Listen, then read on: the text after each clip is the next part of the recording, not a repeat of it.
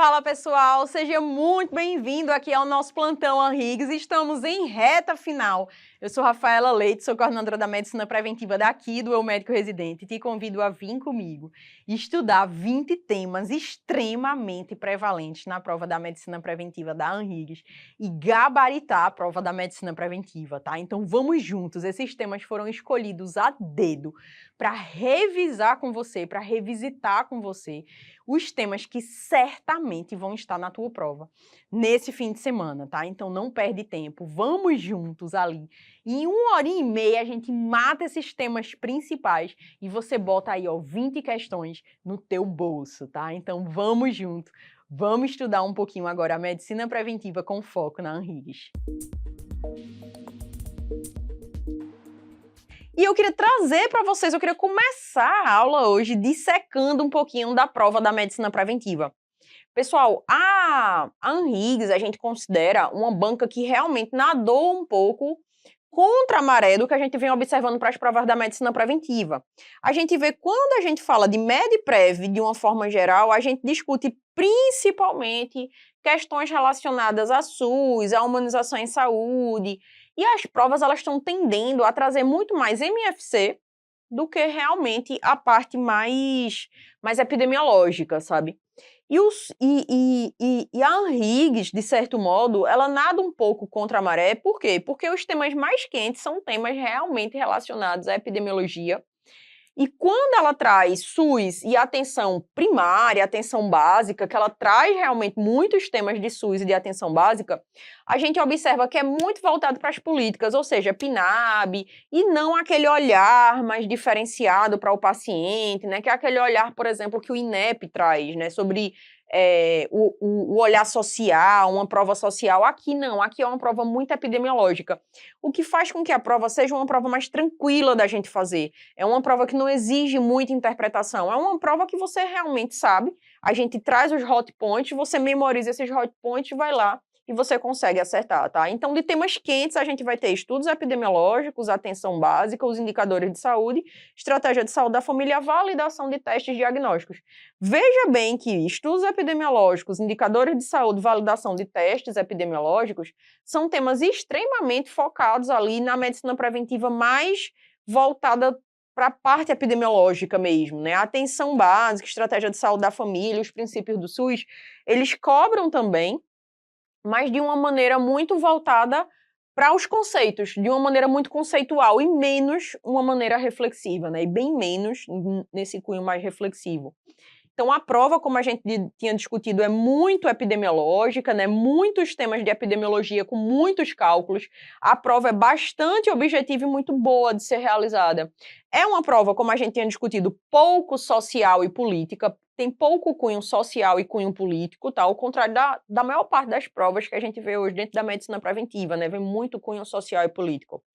E não aborda com frequência as populações vulneráveis. Isso daqui nada um pouco contra a maré, porque a gente vê, a gente está vivendo, né, a mudança no formato das provas da medicina preventiva no Brasil afora para ser uma prova mais política, mais social e envolvendo mais populações vulneráveis. A Anhiggs não, ela não mudou em relação a isso. E cai muito SUS, mas do ponto de vista mais pragmático, do ponto de vista mais objetivo e um ponto de vista bem menos reflexivo, tá? Preparei para vocês aqui essa nossa revisão e a revisão tá muito parecida com a Anhiggs, galerinha, muito, muito. Então fica comigo esse tempinho, a gente vai matar aqui os principais temas para a Anhiggs. Vamos começar com o SUS. Então, enquanto eu preparo essa aula para as outras bancas, né, e a gente traz um cunho mais social, para a Anhiggs não. Para a Anhiggs eu vou trazer de forma bem pragmática só aquele suco ali que você precisa saber para você gabaritar e você acertar as questões relacionadas aí a SUS. Então a gente vai lembrar que antes do SUS, só trazendo aqui um contexto breve para vocês, né? Então antes do SUS, a gente não tinha uma oferta de saúde voltada para a população como um todo. A gente tinha aquele sistema de seguro social, ou seja, só tinha acesso à saúde quem contribuía. Então, a população geral, a população que estava desempregada, que não era uma população que contribuía, ela vivia esse cenário aqui, ó, enormes filas, para tentar conseguir uma vaguinha ali para o médico. Então, menos de 5% da receita do nosso país era voltado para a saúde. E, afinal de contas, quem tem que bancar a saúde é quem trabalha, é quem contribui. Então, veja que a gente tem uma saúde muito focada ali apenas para o contribuinte, e a população sofria muito com isso, porque a gente não tinha uma saúde universal. E aí, na década de 70, a gente vai ter o quê? O fim desse pensamento de seguro social, né? Então, eles começam a pensar, poxa, a gente poderia ter uma saúde mais universal, uma saúde realmente para todas as pessoas, não só para quem contribui. Então, surgiu ali os primórdios do SUS, com o pensamento da reforma sanitária, que veja, a reforma sanitária é da década de 70, e veja que o SUS só vai nascer em 1988. Então, assim, teve todo um processo ali da reforma sanitária, de colocar na cabeça das pessoas que a gente precisava finalizar o sistema de seguro social para a gente instituir a universalidade, tá? Para a gente começar a instituir ali esse sistema de saúde, que seria um sistema de saúde para todos, tá? Um sistema de saúde o quê? Universal. Só que, além disso, a reforma sanitária também brigava pela integralidade. Aqui, antes do SUS, a gente tinha o quê? Uma saúde extremamente hospitalocêntrica e fragmentada. Então, você é um paciente diabético, vai direto para o endócrino. Você está com dor no joelho, você tem que ir direto tentar conseguir uma ficha com o ortopedista. Então, veja que não tinha aquela sensação, aquele sentimento de, não, preciso ir num médico que me olhe como um todo, que peça o meu preventivo, que converse comigo sobre promoção de saúde. A gente não tinha, ou seja, não tinha uma saúde integral, tinha uma saúde extremamente fragmentada. Então, a reforma sanitária traz muito esse pensamento de integralidade, de participação social. O povo precisa participar dessa gestão. E o sistema de saúde tem que ser descentralizado. Então, não pode ficar a gestão da saúde às custas do INAMPS, que era o que a gente tinha. Então, a gestão da saúde tem que ser federal, municipal e estadual, todos os entes federativos trabalhando ali em conjunto. E a reforma sanitária tinha um lema, né? Saúde é direito de todos e dever do Estado. Então, veja que se passaram anos a gente conversando, né? A gente diante desse movimento civil, isso daí foi um movimento civil, brigando pela saúde, para que em 1988 o SUS nascesse com a nossa Constituição Federal. Então, no artigo 196 da Constituição, diz que a saúde é um direito de todos e dever do Estado. Então, veja que foi muita conversa ali da reforma sanitária, né? Foi todo um movimento civil para que tivesse realmente uma saúde ali para todas as pessoas. Então, só em 88 é que o SUS nasce. Com base nisso, agora você já consegue me dizer os princípios do SUS. Porque, veja, se o SUS nasceu com base nessa ideologia da reforma sanitária, você consegue dizer para mim, poxa, Rafa, eu já tenho certeza que um dos princípios chaves é ofertar saúde para todo mundo, que é o princípio da universalidade. Já sei que um dos princípios vai ser a integralidade. Outro princípio importante vai ser a participação do povo na gestão do SUS. Então, você já começa a entender comigo conceitos importantes em relação ao quê? Aos princípios do SUS, com base nesse momentinho aí que a gente ficou junto, que a gente entendeu como foi que o SUS nasceu, tá? Dá uma pausa no teu vídeo, faz aqui essa questão, uma questão muito carinha. Eu fiquei super orgulhosa de mim em relação a esse simulado Henrigues. Ficou muito carinha, Henrigues, todas as nossas questões da medicina preventiva.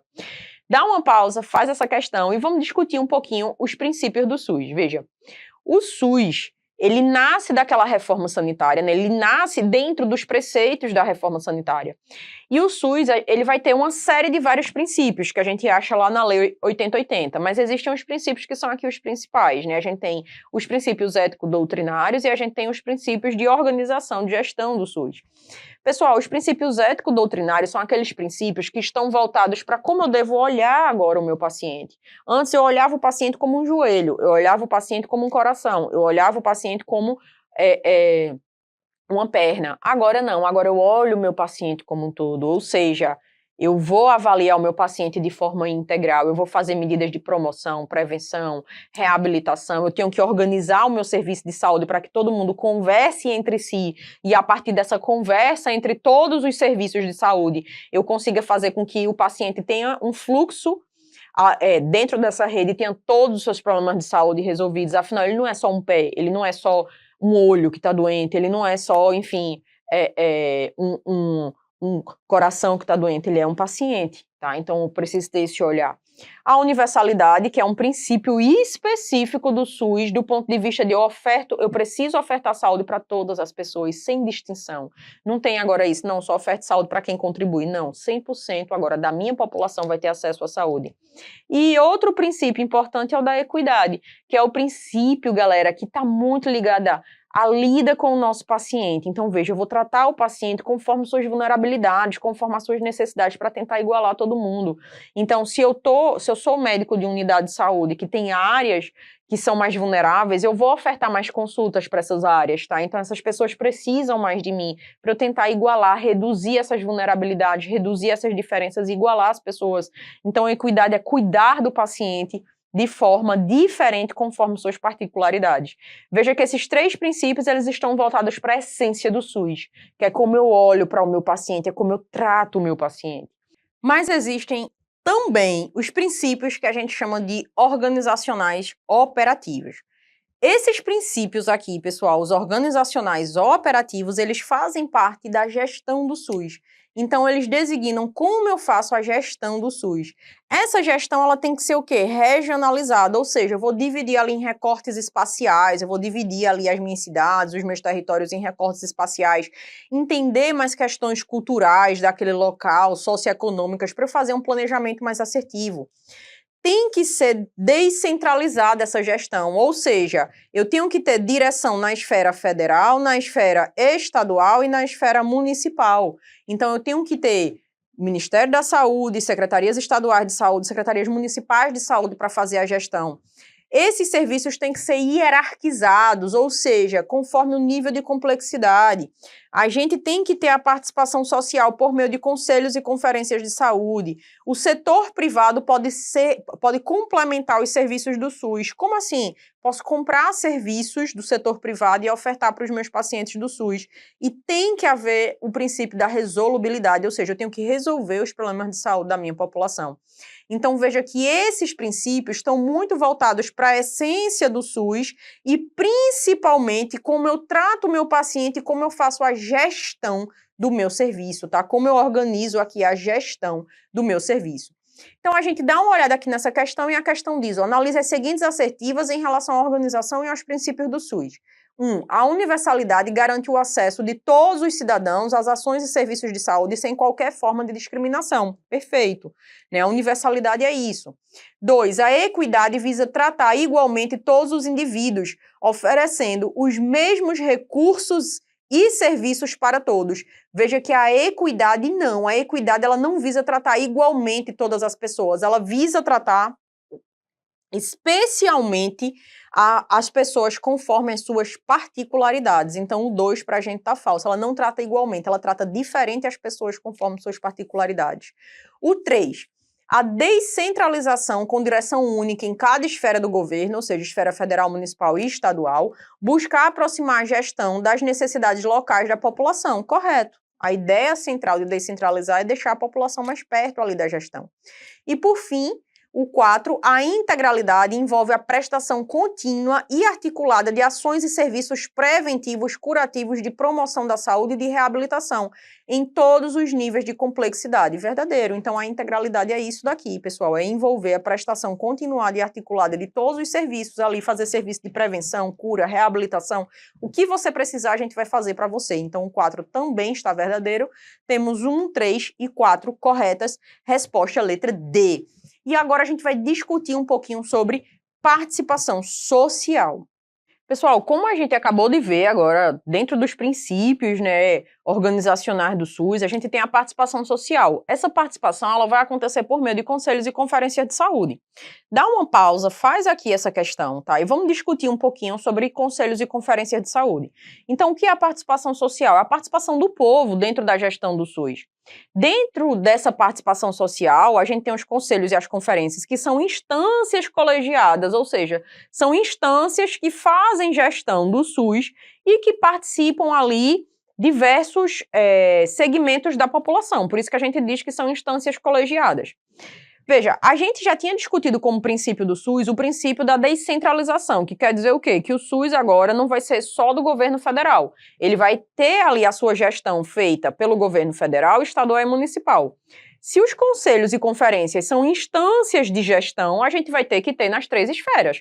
Então, a gente vai ter conselho e conferência de saúde na esfera federal, estadual e municipal, tá?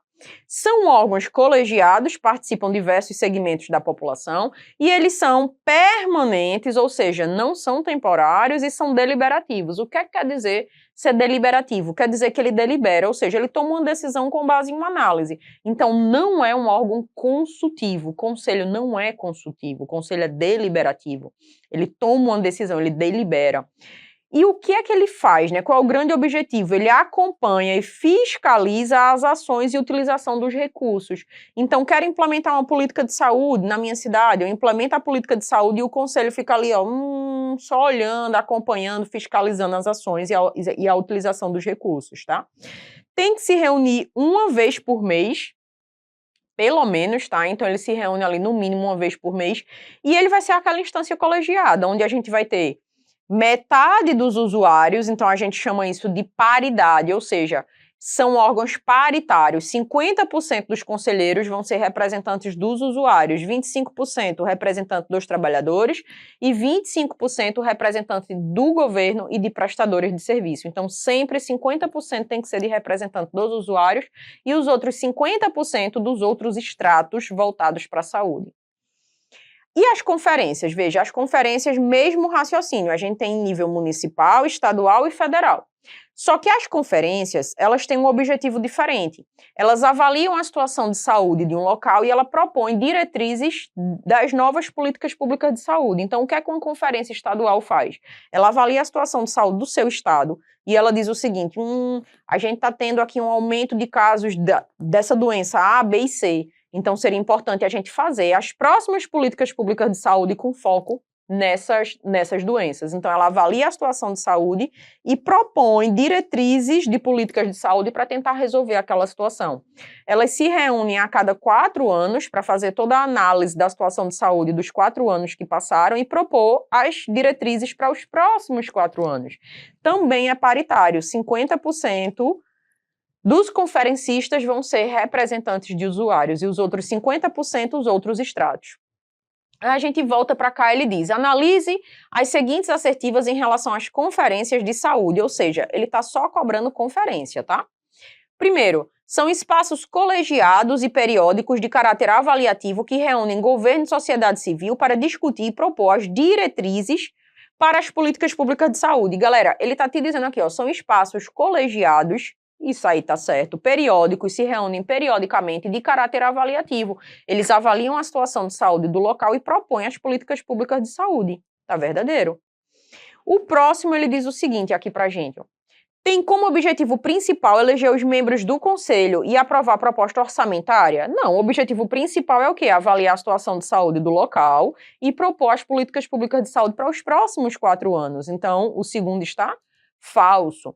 O terceiro, ele diz, ó, devem ocorrer a cada 4 anos, sendo convocadas pelo Poder Executivo ou extraordinariamente pelo respectivo Conselho de Saúde. Verdadeiro, tá? Então, eles se reúnem a cada 4 anos e eles podem ser convocados por eles próprios, pelos conselhos ou pelo chefe do Poder Executivo daquela instância, né? Seja municipal, federal ou estadual. E, por fim, são instâncias de participação direta da população na formulação de políticas e fortalecimento do controle social no SUS. Verdadeiro. Tanto conselhos como conferências são instâncias de participação popular. Então, temos aí, ó, VF, VV. Resposta correta para a gente, letra A.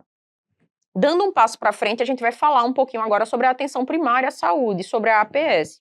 O que é que eu queria trazer para vocês aqui de hot points sobre a APS? Dá uma pausa, tenta fazer essa questão e vamos discutir um pouquinho o que é a APS. A APS, pessoal, ela é uma estratégia para universalizar a atenção à saúde. Por quê? Porque ela está perto da casa das pessoas, então as pessoas conseguem ter mais acesso à saúde. Então ela universaliza o acesso à saúde, ela abre as portas do SUS para as pessoas entrarem. Então ela está lá em unidade rural, ela está lá numa população ribeirinha, então ela universaliza o acesso à saúde. É uma atenção ambulatorial de primeiro nível, que resolve 85% dos problemas de saúde, está direcionada para cobrir as afecções e condições mais comuns. Então veja que ela resolve ali 85% dos problemas de saúde de uma população. Os outros 15%, obviamente, ela vai precisar encaminhar ali para um especialista ou para um nível mais secundário, terciário, para um nível de complexidade maior. Ela tem Princípios. Existem os princípios essenciais e os princípios derivados. Os princípios essenciais é esse daqui, ó. Que seria o quê? Os princípios chaves, a essência da atenção primária, que como a gente viu, ela é a grande porta de entrada do SUS, ou seja, ela facilita o acesso à saúde. Então, o primeiro princípio é o princípio do acesso. Ela abre as portas do SUS, ela dá mais acessibilidade ali para o paciente acessar o SUS. O outro princípio é o da integralidade. Ela vê o paciente e o coletivo como um todo, né? Então, ela enxerga você como um todo, ela faz medidas de promoção, cura, reabilitação, ela integra todos os setores da saúde para poder ofertar tudo o que você precisa em relação à saúde. A longitudinalidade, ou seja, ela forma um vínculo contigo e te acompanha de forma longitudinal. O acompanhamento dela não é pontual, é longitudinal. E ela coordena o cuidado, a coordenação do cuidado, que seria o quê? Ela é o maestro que está regendo ali o seu fluxo. Então, se você precisa fazer o exame, ela encaminha você para o laboratório municipal. Se você está precisando de um oftalmo, ela encaminha você, ela faz sua referência para o oftalmologista. Se você precisar fazer uma cirurgia, ela referencia você, ela pega a contrarreferência para depois ir na sua casa fazer uma visita domiciliar para ver como você está. Então, é ela quem coordena seu fluxo na rede para você resolver todos os seus problemas de saúde. Já os princípios derivados são 3, que são esses daqui, ó, abordagem familiar, enfoque comunitário e competência cultural. A abordagem familiar é o quê? A atenção primária, ela olha você, mas olha você também dentro do contexto da família. Ela conhece a sua família. Ela vai ter um enfoque comunitário, ou seja, ela vai vivenciar muito a rotina da comunidade, vai entender os principais problemas de saúde da comunidade. E ela tem a competência cultural, ou seja, ela respeita a sua cultura, ela respeita as suas crenças. Para a gente memorizar esses princípios essenciais, que são os 4 primeiros, a gente dá um mnemônico aqui, a gente diz, ó, os princípios essenciais representam aí um assunto fácil. Isso quer dizer o quê? Ó, o A de acesso, C de coordenação, I de integralidade e L de longitudinalidade. Então você, ó, memoriza todos os princípios essenciais. Quando a gente olha essa questão, ela diz, ó, a atenção primária à saúde constitui a porta de entrada preferencial do SUS e é reconhecida por sua capacidade de ordenar o cuidado e coordenar a rede de atenção. Em relação aos princípios e atributos essenciais da APS, assinale a alternativa correta, ou seja, ele está te cobrando só os essenciais, que é um assunto que aí você bota na prova, fácil, acesso, coordenação, integralidade e longitudinalidade. A longitudinalidade se refere ao acompanhamento pontual, não, a gente acabou de ver, o acompanhamento longitudinal. A coordenação do cuidado é um atributo que garante a continuidade da atenção por meio da integração das informações e ações entre os diferentes níveis do SUS. Correto. A coordenação do cuidado eu encaminho você, pego a contrarreferência, ou seja, é o teu fluxo na rede. Garante a continuidade da sua atenção em níveis de atenção que são mais elevados, nível secundário, nível terciário. O C diz, o acesso de primeiro contato deve ocorrer apenas mediante agendamento? Não, a atenção primária é a grande porta de entrada. Tem consultas que são agendadas sim, mas a maior parte das consultas vem ali da demanda espontânea. Então você pode chegar lá e você vai ser atendido, obviamente, a depender da gravidade ali do seu problema. E a letra D, a integralidade na APS restringe-se à oferta de ações de promoção e prevenção de doenças, sendo a reabilitação ou a atribuição de serviços especializados? Não, pessoal. A integralidade é você olhar o paciente como um todo e ofertar tudo que você puder ali naquela consulta. Cura, reabilitação, promoção de saúde, tá? Então a integralidade é enxergar o paciente como um todo. A gente vai lembrar que dentro da atenção primária existe uma grande estratégia, que é a estratégia de saúde da família, que veio junto com a PNAB fortalecer realmente a atenção primária. Então foi uma estratégia que surgiu com um grande pensamento que era fortalecer a atenção primária para que as pessoas realmente procurassem mais a atenção primária. Vamos entender um pouquinho o que é essa estratégia de saúde da família, tá? Dá uma pausa, responda essa questão e vamos entender o que é isso. Veja, a estratégia de saúde da família, ela surge com uma ideia importante, de ajudar a atenção primária a se consolidar dentro do SUS. A estratégia de saúde da família, ela tem 2 pilares importantes, que seria a territorialização e o diagnóstico da comunidade. O que é, pessoal, a territorialização? Veja, territorialização diz respeito a você conhecer aquele território, diz respeito a você parar, olhar o território, conhecer as particularidades desse território, é você parar, entender que é algo dinâmico, que o território não é estático, conhecer mais a sua comunidade, aquele território que você está trabalhando. consequentemente, cadastrar as famílias e fazer o diagnóstico da comunidade. Você cadastra a família, você entende as principais doenças ali da sua população, você faz a descrição de clientela.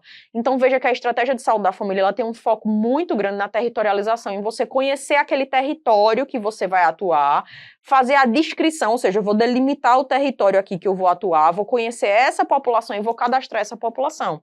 Então, esses são os dois grandes pilares da estratégia de saúde da família. Em relação à composição das equipes que podem trabalhar na atenção primária, a gente vai ter a equipe de saúde da família, que de cara é a que mais cai em prova, tá? Então, por isso que eu boto aqui um asterisco.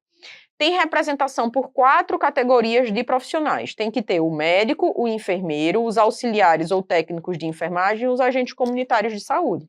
Então, preciso ter essas 4 categorias desses profissionais para poder dizer que eu tenho uma equipe de saúde da família. Existe também a equipe de atenção básica, que aí vai ser composta pelo médico, enfermeiro e os auxiliares ou técnicos de enfermagem. E existe a equipe de ACS, que vai ser o enfermeiro que lidera os ACS, né, que é a ajuda ali que coordena os ACS, e os agentes comunitários de saúde. Então, essas daí são as representações. Existem várias outras equipes, tá? Mas são as principais equipes que vão atuar ali na atenção primária. Lembrar que a população de uma equipe de saúde da família, ela tem um número limite de pacientes, tá? Eu não posso estar ali, eu sou a única médica de uma equipe e eu vou estar ali disponível para 10 mil pacientes, isso é humanamente impossível. Então, a PNAB, que é a Política Nacional de Atenção Básica, ela delimita algumas regras. Ela diz o seguinte, a população de uma equipe de saúde da família vai ser em torno de 2.000 a 3.500 pessoas, isso aqui é o máximo, tá? Então, não vamos colocar ali 5.000, 6.000 pessoas para uma equipe só que ela não vai dar conta. Então, tem que ser 2.000 a 3.500 pessoas. Tem que ter, no máximo, 750 pessoas por cada ACS. Então, cada ACS naquela microárea vai ser responsável por, no máximo, 750 pessoas. Lembrar que a área de abrangência desse território ele vai ter características socioeconômicas e culturais da população, ou seja, a área de abrangência, como é que eu vou delimitar ali as 2.000 a 3.500 pessoas? Por pessoas que têm as características socioeconômicas e culturais semelhantes. Tá? Então, com isso, eu consigo fechar ali uma área de abrangência. Mesmo raciocínio para as microáreas. Rafaela, fechei aqui a minha área de abrangência da minha unidade de saúde. Mas eu preciso fechar aqui as minhas microáreas. Tem que ser igualzinho, ou seja, eu tenho 2.000 pessoas, e aí eu vou dizer, eu vou dividir em 4 microáreas, cada microárea com 500 pessoas. É assim que a gente faz a conta? Não, pessoal, a gente faz conforme a vulnerabilidade e questões socioeconômicas. Pode ser que tenha uma microárea com 700 pessoas e tenha outra microárea com 400, tá? O que eu vou delimitar conforme questões sociais, de vulnerabilidade e culturais ali das microáreas. E tem que cobrir 100% da população, tá? É obrigatório. Então, se não está cobrindo 100% da população, aquela atenção primária você vai ter que fortalecer, enxertar dinheiro e fazer mais equipes. Mas eu preciso cobrir 100% da população. Nessa questão, a gente diz o seguinte, analise as seguintes assertivas em relação à estratégia de saúde da família, conforme as diretrizes da PNAB, da Política Nacional de Atenção Básica. A estratégia de saúde da família constitui a principal estratégia de expansão e consolidação da atenção primária à saúde, devendo atuar de forma territorializada, com foco na promoção, prevenção, tratamento, reabilitação e redução de danos. Perfeito aqui, né? Exatamente isso que seria a estratégia de saúde da família. Então, correta a primeira. A segunda diz, cada equipe de saúde da família deve ter adscrita em regra uma população de 3.500 pessoas, correto, de 2.000 a 3.500. Uma população de até 3.500, respeitando-se as particularidades do território, condições socioeconômicas, perfil epidemiológico e de vulnerabilidade. Perfeito, né? Foi o que a gente acabou de ver agora. E a terceira diz, as equipes de saúde da família atuam com base na responsabilização por um território definido, na descrição de clientela e no acompanhamento longitudinal, sendo estimulada a coordenação do cuidado em todas as áreas da rede, que a gente acabou de ver aqui, pessoal. Então, as equipes elas vão ser responsáveis por cuidar das pessoas daquele território, elas se responsabilizam por aquele território ali definido. Correto também. As 3 alternativas estão corretas, resposta para a gente, letra D. Dando um passo para frente, agora eu queria explicar um pouco para vocês as funções de cada profissional dentro da estratégia de saúde da família. Isso daqui cai muito na prova da ANRIS, tá? Eles têm uma obsessão por isso daqui. Então, dá uma pausa, lê essa questão com calma e vamos discutir aqui as atribuições, as principais atribuições dos profissionais da estratégia de saúde da família, tá? Então, o médico. O médico, ele tem como principal atribuição, ó, realizar pequenas cirurgias, realizar as consultas voltadas ali para a medicina, prescrever medicamento, indicar internação hospitalar ou domiciliar, encaminhar para serviços de alta e média complexidade quando for necessário, preencher e atestar óbito, tá? Ele preenche a declaração de óbito e é ele quem atesta óbito. Isso daí é uma função única e exclusiva do médico. Já o enfermeiro, ele vai ser o líder dos ACS e dos técnicos. Então, ele planeja, gerencia, coordena e avalia as ações desenvolvidas pelos ACS, ele supervisiona, coordena e realiza atividades de educação permanente dos ACS e da equipe de enfermagem. E, obviamente, ele realiza a consulta da enfermagem, ele prescreve medicamento que pode pelo COFEN, né, pelo Conselho Federal de Enfermagem. E o ACS? O ACS está mais perto das pessoas. Então, ele trabalha com a descrição de famílias em bases geográficas definidas, que seria a sua microárea. Ele cadastra todas as pessoas de sua microárea e mantém os cadastros atualizados, ele orienta a família quanto à utilização dos serviços de saúde, ele acompanha por meio de visitas domiciliares todas as famílias sob sua responsabilidade de acordo com as necessidades definidas pela equipe. E o auxiliar de enfermagem vai fazer o quê? Vai realizar procedimentos regulamentados pela profissão. E aqui eu trouxe um plus a mais, pessoal, que é o gerente da atenção básica. Veja, o gerente não é um profissional de saúde, necessariamente, tá? Pode ser uma pessoa que não seja um profissional de saúde. E ele é o gestor da atenção da unidade de saúde. Aí você diz assim, mas como assim o gestor? Imagina que a equipe tivesse que se preocupar em comprar insumo, em ir para as reuniões lá da prefeitura e estar brigando por mais vacina. Então, a equipe ia ficar muito sobrecarregada. Então, o gerente da atenção básica, ele faz essa gestão. Então, ele vai representar a unidade nas reuniões lá da prefeitura, ele vai brigar por mais vacina, ele vai comprar os insumos, ele vai coordenar ali o uso desses insumos pela equipe. Então, ele tem representações muito voltadas para a gestão, ó, conhece e divulga junto aos demais profissionais as diretrizes e normas que incidem sobre a atenção básica em âmbito nacional, estadual, municipal e Distrito Federal, com ênfase na PNAB, e com grande objetivo de organizar o trabalho. Estimula o vínculo entre os profissionais, favorecendo o trabalho em equipe, representa o serviço sobre sua gerência nas instâncias necessárias, qualifica a gestão da infraestrutura e dos insumos, tentando manter ali os insumos necessários para que haja atendimentos de qualidade. Então, veja que ele está muito voltado para fazer gestão, né? Principalmente a gestão ali dos recursos. Aí a gente volta para a questão e a questão diz, de acordo com a Política Nacional de Atenção Básica, definida pela Portaria 2436 de 2017, é uma atribuição específica do enfermeiro o quê? Letra A, participar do processo de territorialização e mapeamento da área de atuação da equipe, identificando grupos, famílias e indivíduos expostos a riscos e vulnerabilidades. Isso é uma atribuição do enfermeiro? Sim, é. Mas é só do enfermeiro? Veja, é uma atribuição específica do enfermeiro? Não. Isso daí é uma atribuição de todos os membros da equipe. Então, falso a letra A. Letra B, realizar consultas de enfermagem, procedimentos, solicitar exames complementares, prescrever medicamentos conforme protocolos, diretrizes clínicas e terapêuticas ou outras normativas técnicas estabelecidas pelo gestor federal, estadual ou municipal, observando as disposições legais da sua profissão. Verdadeiro. O enfermeiro, a gente sabe que ele pode prescrever medicamento, o enfermeiro ele pode solicitar exame, obviamente, tudo dentro de quesitos relacionados à sua profissão, tá? C. Encaminhar quando necessário o usuário a outros pontos de atenção, respeitando fluxos locais. Quem é que faz os encaminhamentos que a gente viu agora? O médico. Então, isso daí é uma atribuição do médico. D. Indicar a necessidade de internação hospitalar ou domiciliar. A gente acabou de ver. Quem é que faz essa indicação? É o médico, tá? Então, aqui tem duas atribuições do médico. Beleza, com base nisso, queria fechar com vocês esse tema aqui de atenção primária, estratégia de saúde da família, com base nas unidades territoriais. O que são as unidades territoriais, na verdade, né? São os espaços de atuação ali daquela equipe. E existem diversas unidades territoriais. A gente tem, por exemplo, o que a gente chama de território distrito. O que é o território distrito? Veja, o território distrito é uma delimitação de um território administrativo assistencial, ou seja, é um território com foco mais na gestão. Seria o território dos distritos que a prefeitura vai dividir ali os seus bairros, por exemplo, a sua cidade, aliás, tá? Então, eu vou ter aqui a minha cidade e eu vou dividir em distritos sanitários. Eu vou chamar isso de território distrito. Para que eu vou dividir nesses distritos? Para facilitar a minha organização e a minha gestão. Por isso que a gente diz que é um território administrativo assistencial, para facilitar a administração ali daquela prefeitura. Existe o território área. O território área é o quê? A área de uma UBS. Ou seja, é a área de abrangência de unidade básica de saúde. E deve ter em torno de 2.000 a 3.500 pessoas, que vai ser a responsabilidade ali daquela equipe.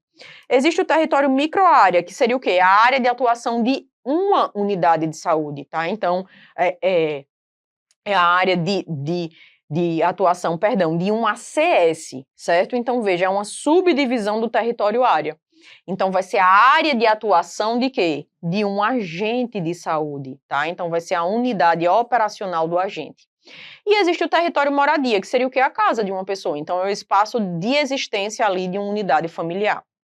Então, aqui a gente tem um exemplo de território distrito. Veja que nesse distrito aqui a gente tem uma cidade, tá? E veja que nesse distrito aqui azulzinho a gente tem diversas UBSs. Olha aqui, ó, as verdinhas. Daqui são UBSs. E eu dividi ali minha cidade, enfim, o meu estado em vários distritos para me ajudar na gestão, para eu poder entender, eu vou mandar mais dinheiro esse mês para esse distrito daqui, que enfrentou enchentes, enfim, tem enchente, tem leptospirose, eu vou mandar mais dinheiro, eu vou enxertar mais dinheiro no meu distrito ali azul. Tá? Porque foi o distrito mais sofrido nesses últimos meses ali por diversas doenças. Então, isso ajuda na administração. Existe o chamado território área, que seria o quê? A área de abrangência de unidade de saúde. Veja, aqui a gente tem uma unidade de saúde e toda essa parte amarelinha aqui é a área de abrangência dessa unidade. Então, isso é um território área. E existe o território microárea, que é a área de atuação de um ACS. Veja que aqui a gente tem uma área, aqui está a UBS, e a gente dividiu essa área em microáreas. Cada microárea dessa ficou sob responsabilidade de um ACS. Então, isso daí é um território microárea. E existe o território moradia, que é a casinha de uma pessoa, tá? Vamos responder agora essa questão. A organização territorial é um elemento estruturante da atenção primária à saúde e da estratégia de saúde da família, sendo essencial para o planejamento, a descrição de usuário e a efetividade das ações. Em relação às unidades territoriais da APS, assinale a alternativa correta. O território de uma equipe de saúde da família deve ser definido exclusivamente por critérios geográficos. A gente acabou de ver que o território de uma UBS é definido por critérios socioeconômicos, culturais e não exclusivamente geográficos. A microárea é o espaço de atuação do agente comunitário de saúde, correto, devendo corresponder à totalidade do território da unidade de saúde? Não, né? A gente pode dividir ali aquela área da nossa unidade de saúde em várias microáreas. C. A delimitação territorial da APS tem como finalidade organizar o processo de trabalho da equipe, facilitar o planejamento local e promover a responsabilização sobre uma população adscrita. Perfeito. Isso daqui seria o motivo que a gente faz a delimitação da nossa APS. A descrição de usuários às equipes de saúde deve ocorrer apenas por livre escolha do cidadão? Não. A descrição do usuário vai ser quando você faz todo o processo de territorialização. Você vai definir os limites de atuação daquela unidade de saúde. Todo mundo que está dentro daquele limite vai ser cadastrado naquela unidade de saúde. Não é o cidadão que escolhe, eu quero ir para a unidade de saúde de um bairro bem longe. Não, eu vou para a unidade de saúde mais próxima à minha casa, tá? Então, não é o usuário quem escolhe. Então, a resposta correta para a gente, letra C. Vamos dar um passo para frente agora, pessoal, e vamos começar a entender um pouquinho sobre a Política Nacional de Humanização. Quando a gente fala especialmente dessa política, o que mais cai são as diretrizes da Política Nacional de Humanização. O que é que essa política ela cobra como diretriz? Então, ela tem 6 diretrizes, tá? Só para a gente fazer aqui uma revisão breve sobre elas. Primeira diretriz é uma diretriz que a gente chama de acolhimento. O que é o acolhimento? É a escuta qualificada. Então, é você tratar o paciente chega para você aflito, você parar, você ouvir esse paciente, você conversar com esse paciente, deve ser realizado por qualquer profissional de saúde, pelo primeiro profissional de saúde que o paciente abordar ali, tá? Então, vai fazer o acolhimento, a escuta qualificada, entender o problema de saúde desse paciente, orientar o paciente. Existe a clínica ampliada e compartilhada. A clínica ampliada e compartilhada está muito relacionado à forma como eu faço o meu projeto terapêutico para o paciente. Então, acabei de atender aqui o paciente fulano, então vou levar esse paciente fulano para a reunião da equipe, vou discutir, vou entender os diagnósticos dele sob outras óticas, né, por outros olhares. A enfermeira vai dar o diagnóstico relacionado a enfermagem, o ACS vai comentar sobre questões de família, de moradia. Então, cada um vai comentar ali, a gente vai fazer uma clínica ampliada para que todos participem. E, em seguida, a gente vai gerar o nosso projeto terapêutico do nosso paciente e a gente compartilha com o paciente tudo o que a gente pensou para ele como terapêutica, tá? Então, é ampliado para todos os profissionais e compartilhado com o nosso paciente. Existe a ambiência, que seria o quê? Seria a diretriz que diz que a gente precisa tornar os espaços acolhedores para os nossos pacientes, espaços respeitosos. Ou seja, eu vou fechar a porta quando eu for examinar o paciente, para alguém não abrir a porta e ver ali o paciente em posição ginecológica, né, e constranger o paciente. Então, eu vou tornar os ambientes seguros, acolhedores e respeitosos. Existe a cogestão, que diz que quem tem que participar da gestão do SUS vai ser o usuário, trabalhador de saúde e gestor. Então, todos eles, os três, vão estar participando em conjunto da gestão do SUS. Existe a valorização do trabalhador de saúde, então uma política que tem um olhar muito voltado para o trabalhador de saúde, para valorizar esse trabalhador. E, por fim, existe a última diretriz, que é a defesa do direito dos usuários. Então, ela briga, ela defende muito o direito das pessoas. A gente vem para essa questão e ela diz o seguinte, ó: a Política Nacional de Humanização, também conhecida como Humaniza SUS, busca promover mudanças nas práticas de atenção e gestão do SUS, fortalecendo o protagonismo dos sujeitos e a corresponsabilização do cuidado. Em relação às diretrizes da PNH, assinale a alternativa correta. A valorização do trabalhador restringe-se à ampliação de benefícios e remuneração, não estando relacionada às condições de trabalho e à participação na gestão dos serviços. Falso. O trabalhador de saúde, ele participa da gestão, e a valorização do trabalhador não é só sobre benefícios e remuneração, mas para olhar a carga horária, para tratar esse trabalhador de forma que ele merece. Então, eu vou trazer benefícios, eu vou avaliar a carga horária, eu vou avaliar condições de trabalho. A letra B diz: o acolhimento é entendido como triagem do usuário. Você já para de ler. O acolhimento é o quê? A escuta qualificada, não é a triagem do usuário apenas. C. A gestão participativa e cogestão são diretrizes voltadas apenas para os níveis superiores de administração, não sendo aplicáveis às equipes de saúde locais? Falso. A participação, a gestão participativa e a cogestão diz que tem que ter o usuário, trabalhador e gestor trabalhando em conjunto, desde o nível mais primário até os níveis com hierarquias maiores. E a letra D, a ambiência busca criar espaços acolhedores e inclusivos que favoreçam o vínculo, a produção de subjetividade e o protagonismo dos trabalhadores e usuários no processo de cuidado. Perfeito, a ambiência é isso, é criar um espaço acolhedor, é parar, é ter uma visão voltada para deixar o paciente ali muito à vontade em relação ao ambiente. Então, resposta para a gente, letra D. Vamos dar um passinho para frente e a gente encerra toda essa parte de SUS, né, dessa política voltada para humanização em saúde com a vigilância. O que é que a ANHIGS cobra sobre vigilância? Que você entenda as 4 vigilâncias que estão dentro da vigilância em saúde. Dá uma pausa, faz essa questão e vamos entender um pouquinho o que é vigilância em saúde e o que seriam as 4 vigilâncias que englobam a vigilância em saúde.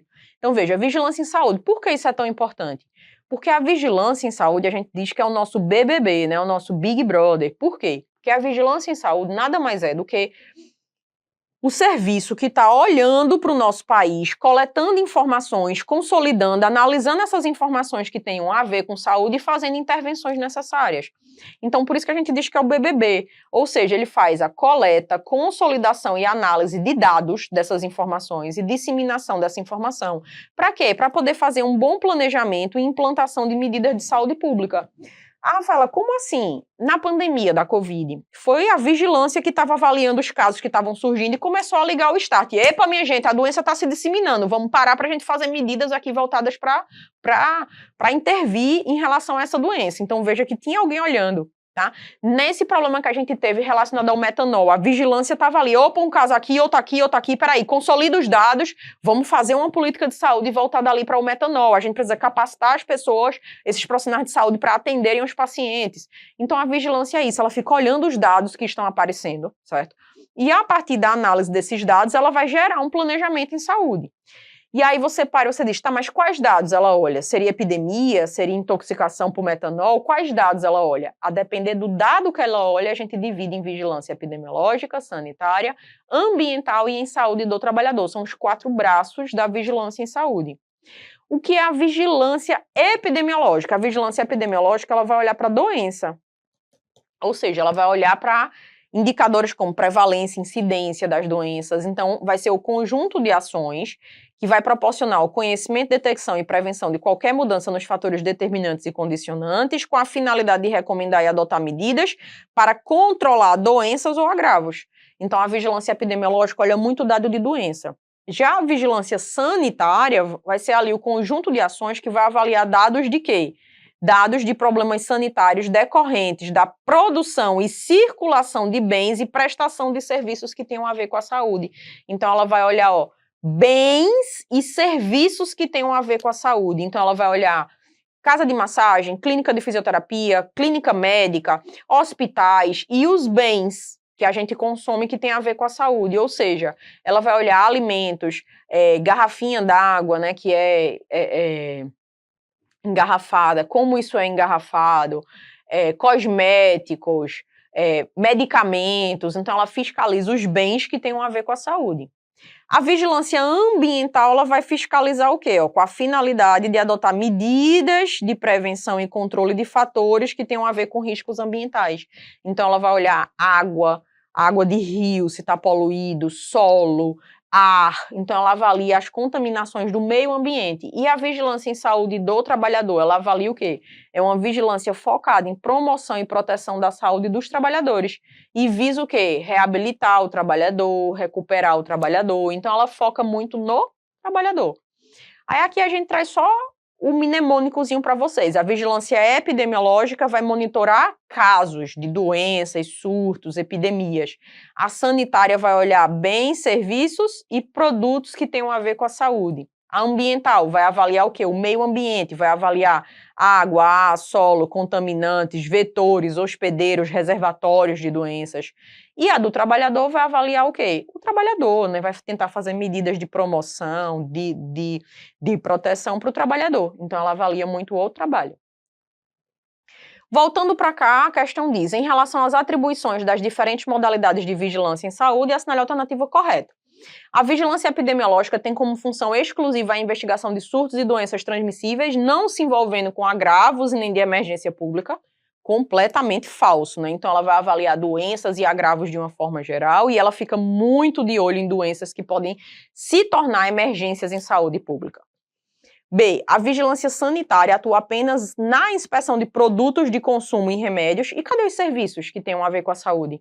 Né? Restaurante, clínica médica, clínica de fisioterapia, não tem, então tá incompleto. C. A vigilância ambiental é responsável por monitorar fatores físicos, químicos e biológicos do ambiente que possam impactar a saúde humana, propondo medidas preventivas ou corretivas. Perfeito, a vigilância ambiental avalia o ambiente. Por fim, a vigilância em saúde do trabalhador fiscaliza empresas e aplica sanções legais, focando em ações curativas. Não, a vigilância em saúde do trabalhador, ela foca muito mais em quê, pessoal? Muito mais em promoção, em prevenção, e ela não vai lá só fiscalizar e aplicar sanções legais, não. O foco dela é muito voltado para a saúde do trabalhador, tá? Então, com isso, fechamos aqui a letra C e queria aproveitar a deixa, por quê?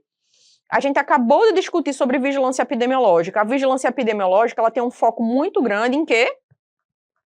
Em avaliar doenças. Então, a vigilância epidemiológica, ela fica de olho se está surgindo surto, epidemia. Aí você diz, mas como ela fica de olho nisso? Como é que ela sabe que tem uma epidemia de coqueluche? Porque ela olha as notificações que os trabalhadores de saúde fazem. Então, a gente trabalha muito com notificações compulsórias. E eu queria parar para trazer isso para vocês. Por quê? Porque a ANRIGS cobra. A ANRIGS cobra muito questões relacionadas à notificação semanal e à notificação imediata. Rafa, o que seria isso? Veja, existe um pool, existe uma lista, uma portaria, que tem a lista das doenças e agravos de notificação compulsória, que são doenças e agravos que a gente precisa notificar ao governo e explicar, né, ou ao governo federal, municipal, ou ao governo estadual, e explicar, ó, atendi um caso de dengue, atendi um caso de botulismo, você precisa fazer essa notificação para a vigilância. Essa notificação, na verdade, ela vai para um sistema de informação, que é o SINAM, que é o Sistema de Informação de Agravos de Notificação, e a vigilância fica ciente. Opa, um caso de coqueluche ali, outro caso de coqueluche aqui, outro caso de coqueluche aqui. Então, ela começa a ser acionada para ela tomar as devidas medidas. Essas notificações, elas podem ser imediatas ou semanais. Veja, semanal eu tenho até 7 dias para fazer essa notificação. Imediata, eu tenho que fazer em até 24 horas. Aí você diz assim, Rafa, mas a lista é enorme, tem muita doença. Como é que eu vou decorar as doenças de notificação imediata e semanal? A gente ajuda, né? A gente ajuda porque a gente aqui tem um mnemônico, que é o nosso Tome um Tacacá. Então, só trazendo para você aqui esse clássico para você relembrar, tá?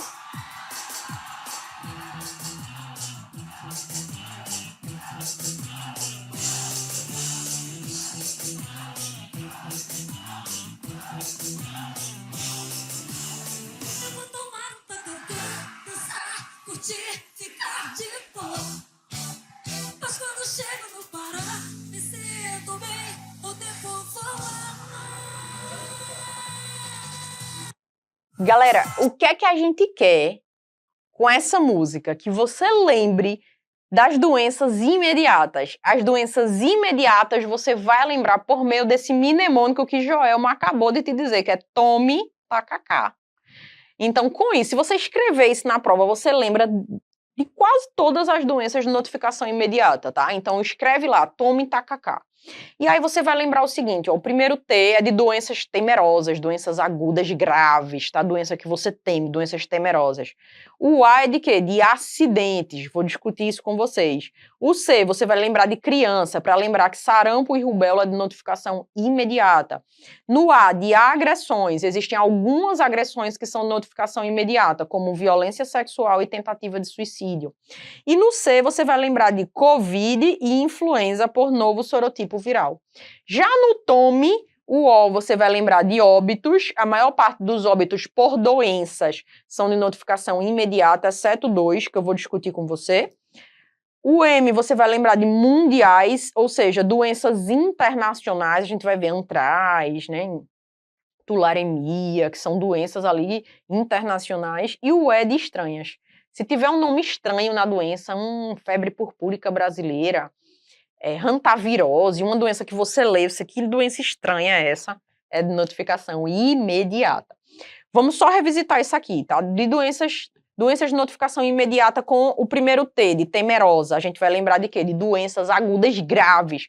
Então, meningite, botulismo, febre amarela, síndrome respiratória aguda grave, síndrome da paralisia facial aguda, coqueluche, raiva, cólera, doença de Chagas agudo. Lembrar que se for doença de Chagas crônica, não é temerosa. Se for doença crônica, tende a ser de notificação semanal, tá? Então, doença de Chagas crônica é semanal e a aguda que vai ser imediata. Você vai lembrar de tétano, leptospirose, difteria, a varicela, casos graves, internados ou óbitos, tudo isso é de notificação em até 24 horas. No A, do tacacá, né? Nesse primeiro A, você vai lembrar de acidentes. Todos os acidentes são notificação imediata. Se for acidente de trabalho, acidente por animal peçonhento, acidente por animal potencialmente transmissor de raiva, tudo é de notificação imediata, exceto um, que é o acidente com exposição a material biológico. Somente esse acidente é que é de notificação semanal. Todos os outros são de notificação imediata. No C, você vai lembrar de criança, aí você vai lembrar de sarampo e rubéola, ou seja, as doenças exantemáticas, sarampo e rubéola e síndrome da rubéola congênita, tem que notificar em até 24 horas.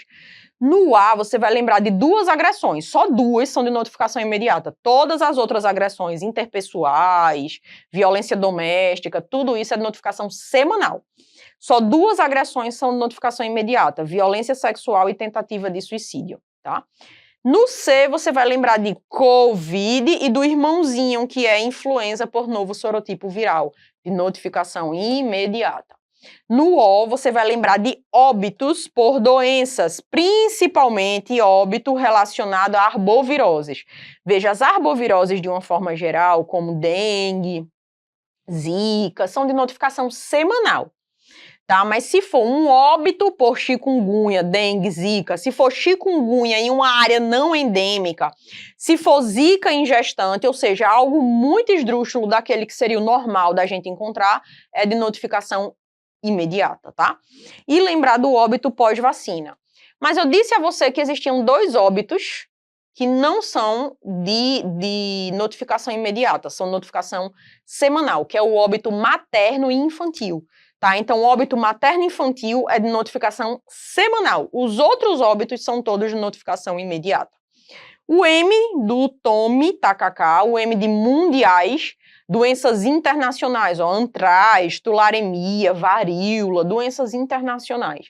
E o E de doenças estranhas, né? Você flagrou aí Lassa, aliás, febre purpúrica brasileira, febre do Nilo Ocidental, hantavirose, ou seja, isso aqui tá muito estranho, né? Malária na região extra-amazônica. Se você vê uma doença ali com nome estranho, com comportamento estranho, vai ser de notificação imediata. Já as de notificação semanal, trouxe algumas aqui, tá? Aquele acidente que é a exceção, que é com exposição a material biológico, dengue, zika, chikungunya, normalmente ali vai ser de notificação semanal, tá? A não ser que seja óbito, a não ser que seja zika em gestante ou chikungunya em área não endêmica, doença de Chagas crônica, esquistossomose, hanseníase, tuberculose, chikungunya, ó, normalmente, zika. Aqui, ó, doença de Creutzfeldt-Jakob, que é um padrão de demência, que é uma demência mais arrastada. Então, as doenças crônicas, de uma forma geral, ou doenças muito endêmicas mais simples, como dengue, zika, são de notificação semanal. Hepatites, HIV, intoxicações exógenas, leishmaniose, malária na região amazônica, tá? O óbito, os 2 óbitos, infantil e materno, sífilis, toxoplasmose, tuberculose e as outras violências, tá? Que não seja sexual e tentativa de suicídio, todas elas também são de notificação semanal. Aí a gente volta para a questão, aí diz, analise a alternativa que apresenta doenças ou agravos de notificação compulsória imediata. Primeiro, botulismo é doença temerosa, doença grave. Febre amarela, doença grave, doença temerosa. Então, já achamos nossa resposta. B, hanseníase, doença crônica, mais arrastada, é de notificação semanal. Leishmaniose visceral, doença crônica, arrastada, é de notificação semanal. Hepatite é uma doença crônica, de notificação semanal. HIV, doença crônica, também de notificação semanal. Sífilis congênita, sífilis de uma forma geral é de notificação semanal e tuberculose também é de notificação semanal. Beleza, pessoal, e os nossos rastreios, tá? Então, eu trouxe aqui rastreio, por quê? Porque sempre cai na ANRIGS uma questãozinha de rastreio. Dá uma pausa, lê essa questão aqui e vamos trabalhar aqui os macetes dos rastreios, dos principais rastreios, tá? Então, lembrar que existe rastreio para câncer coloretal, neste caso a gente faz a partir dos 50 anos pelo Ministério da Saúde, dos 50 aos 75. E se for pela Força Tarefa de Serviços Preventiva Americana, a gente faz a partir dos 45. Para rastreio de próstata, o Ministério da Saúde não recomenda, tá? Mas a Sociedade Brasileira de Urologia sim recomenda, diz que é a partir dos 50 anos para os homens, ou a partir dos 45 se o homem for negro e tiver história familiar. Só que a Sociedade Brasileira de Urologia diz o seguinte, ó, sempre pactua com o teu paciente, não tem um consenso real, né, pelo Ministério da Saúde, ou por, enfim, um consenso internacional. Então, o que a gente recomenda é que você sente, converse com o seu paciente e individualize sua conduta. Câncer de pulmão também não é recomendado pelo Ministério da Saúde, mas é recomendado pela Força Tarefa de Serviços Preventivos Americana. E você tem que preencher 2 critérios. A idade, entre 50 e 80 anos, e a carga tabágica de 20 maços anos ou mais. Já o câncer de mama, você vai fazer esse rastreio. A gente sabe que saiu uma nota no site do Ministério da Saúde recomendando que o rastreio comece a partir dos 40 anos, mas a gente ainda não tem a diretriz consolidada disso. Então, geralmente, a gente recomenda o quê? a diretriz usual, a diretriz que está vigente ainda, tá? Que seria a partir dos 50 até os 69 anos com mamografia bienal. E existe o rastreio de câncer de colo uterino, que aí sim já mudou, a gente já tem a diretriz recente que recomenda dos 25 aos 64 anos com HPV-DNA, tá? Então é um novo exame, não é mais o Papa Nicolau. Dá uma olhada agora, só para a gente fechar aqui essa parte de rastreio, tá? Com esse rastreio do câncer de colo uterino, novo rastreio, que diz que a população-alvo seria dos 25 aos 64 anos, e aí eu vou pedir o quê? O DNA HPV, que pode ter apenas 3 resultados. Não detectado, ou seja, não detectei cepas do HPV, tá? Eu não detectei o HPV, então nesse caso a mulher repete a cada 5 anos. De 5 em 5 anos ela fica repetindo se o exame vier negativo. O exame já pode detectar o HPV oncogênico, ou seja, o 16 ou 18, que são os piores, que causam câncer de colo uterino. Se detectar o 16 ou 18, precisa mandar a paciente para colposcopia. E se detectar um outro HPV que não seja o 16 e o 18, você vai fazer a citologia reflexa, ou seja, a citologia na mesma amostra, tá? Se essa citologia vier alterada, é colposcopia. Se a citologia vier não alterada, nesse caso daqui, desculpa, você vai repetir o teste com 1 ano. Então, veio negativo a cada 5 anos. Flagrei o 16 e o 18, colposcopia direto. Flagrei outros que não sejam o 16 e o 18, faça a citologia reflexa na mesma amostra. Veio alterada, colposcopia. Veio normal, eu vou repetir com 1 ano. Fechada a ideia? Vamos parar agora um pouquinho para a gente analisar essa questão. Aí ele diz, ó, em relação ao rastreio de neoplasia, analise as assertivas a seguir e assinale a alternativa correta. Homens e mulheres assintomáticos com risco habitual devem iniciar o rastreio a partir dos 40 anos. Método como teste de sangue oculto nas fezes, anualmente, ou colono a cada 10 anos. Então, veja, homens e mulheres devem sim realizar rastreio de câncer de câncer coloretal, tá correto? Deve ser com sangue oculto nas fezes ou colonoscopia a cada 10 anos, tá correto? Mas o rastreio começa a partir dos 40 anos? Não, pessoal, o rastreio pelo Ministério da Saúde começa a partir dos 50 anos. E outro detalhe importante é, eu só devo fazer a partir dos 45 se eu levar em consideração a Força-Tarefa de Serviços Preventivos americana. Então, veja que os 2 guidelines que a gente utiliza, do Ministério da Saúde e o guideline americano, recomendam um a partir dos 45 e o Ministério da Saúde a partir dos 50. Então, tá falso. Não é a partir dos 40 para quem tem risco habitual.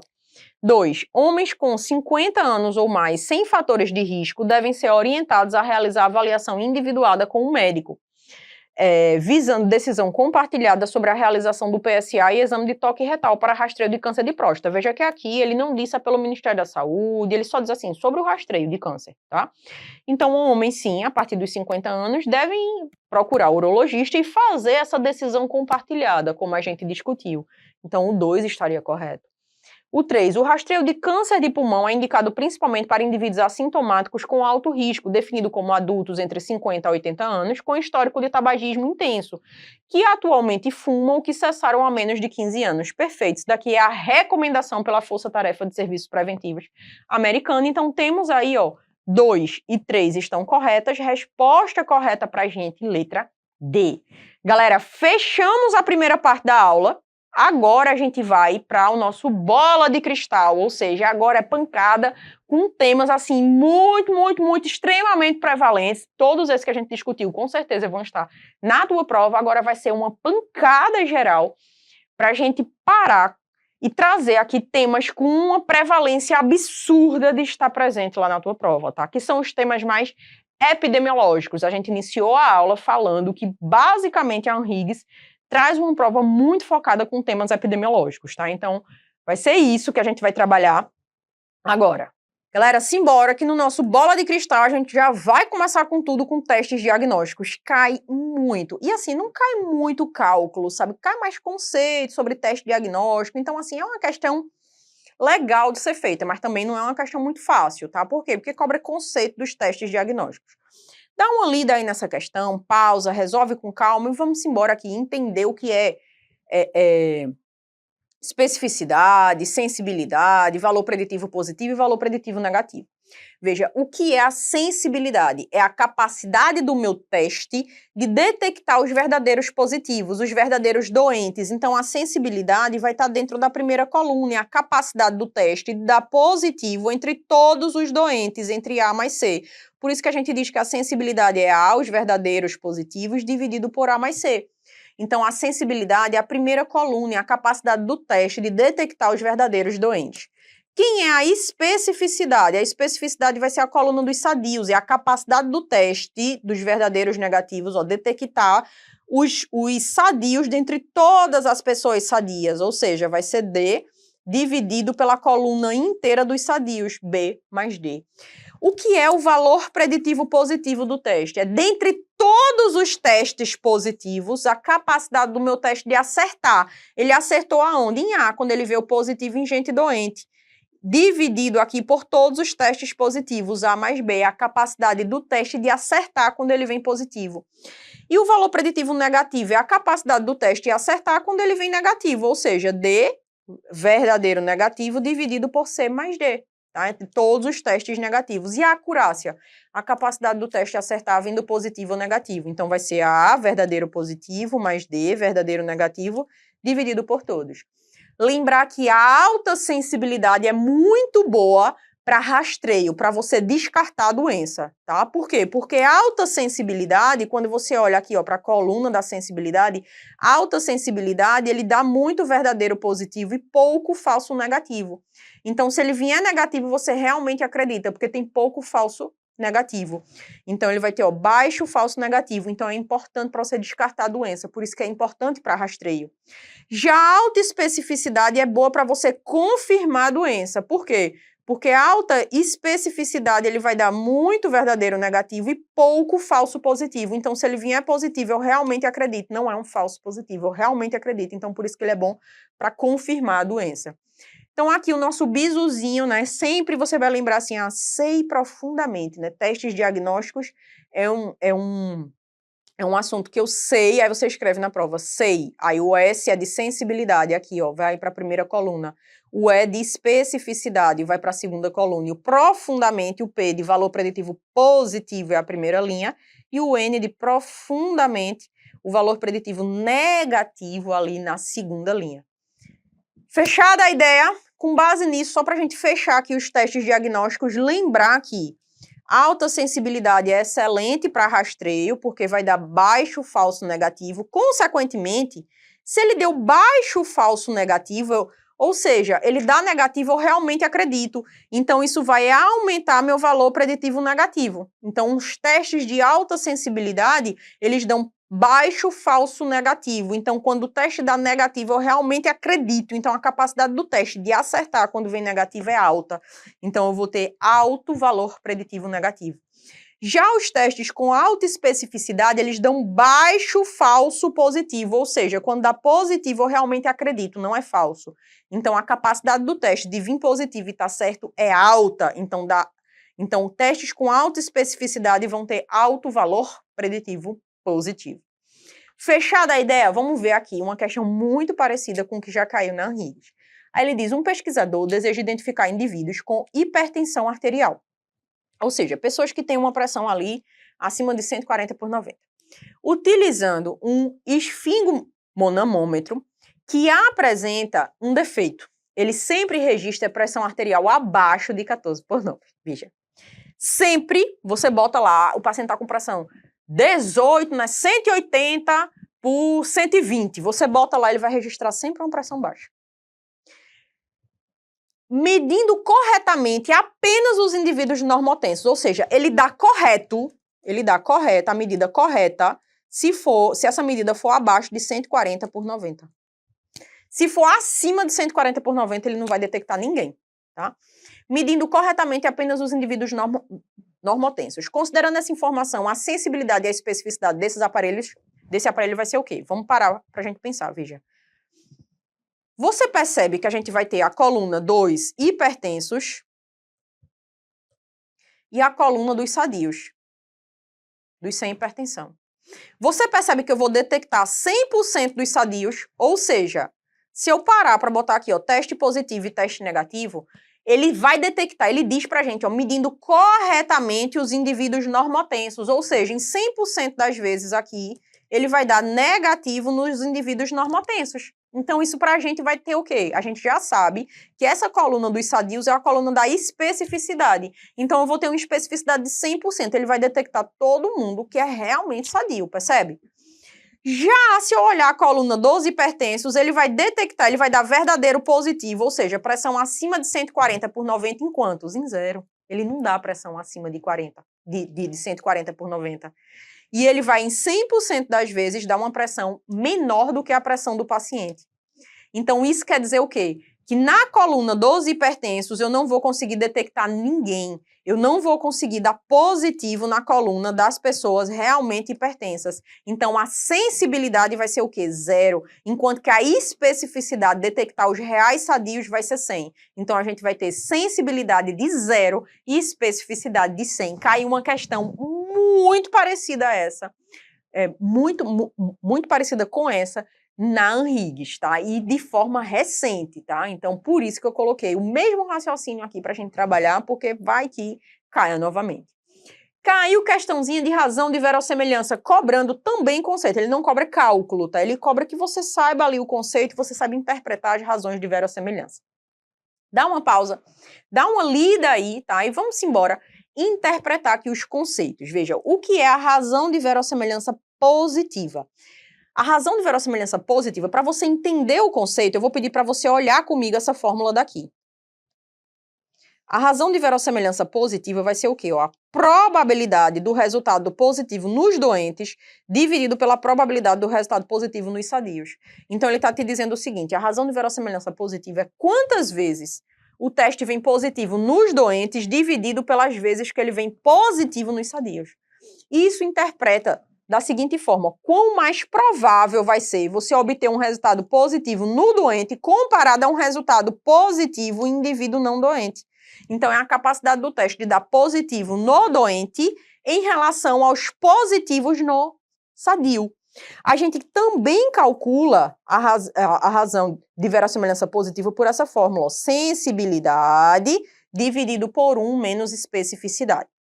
A gente vai interpretar os dados, tá? Fica tranquilo. Vamos só entender aqui o começo desse conceito e a gente aprofunda um pouquinho.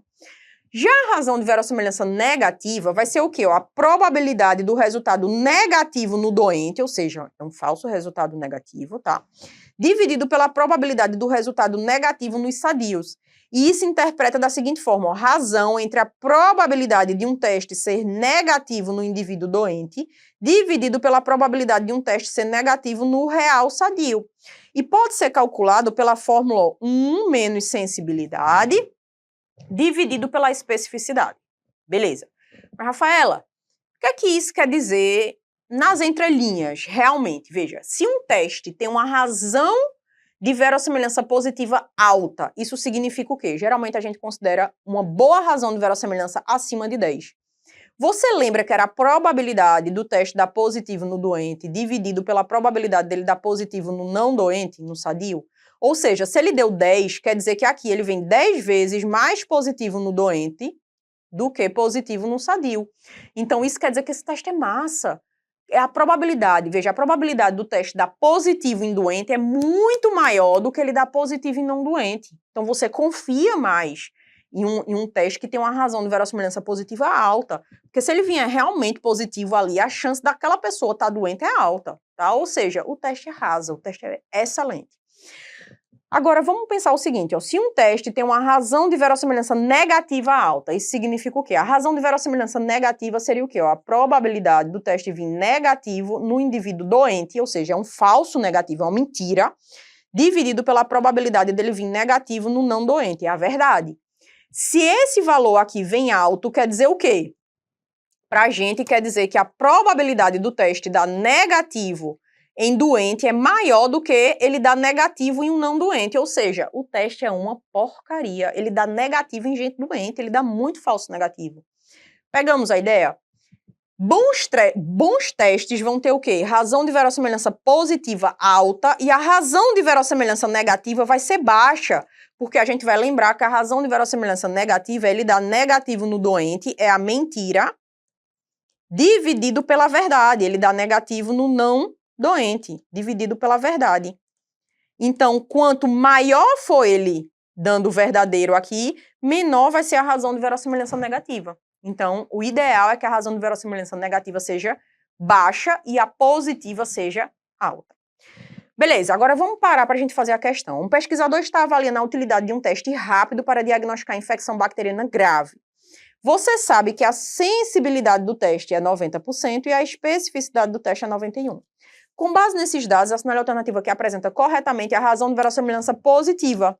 A razão de verossimilhança positiva, se a gente for calcular pela sensibilidade e pela especificidade, vai ser o quê? A sensibilidade dividido por 1 menos especificidade. Então, a gente vai ter 0,9 dividido por 1 menos 0,91.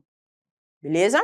Então, isso daqui vai dar pra gente, ó, 0,9 dividido por 0,09. Então, isso daqui vai dar pra gente 10. Ele tem uma razão de verossimilhança positiva de 10, ou seja, ele tem 10 vezes mais chance de vir realmente positivo ali na pessoa doente do que ele vir positivo na pessoa sadia.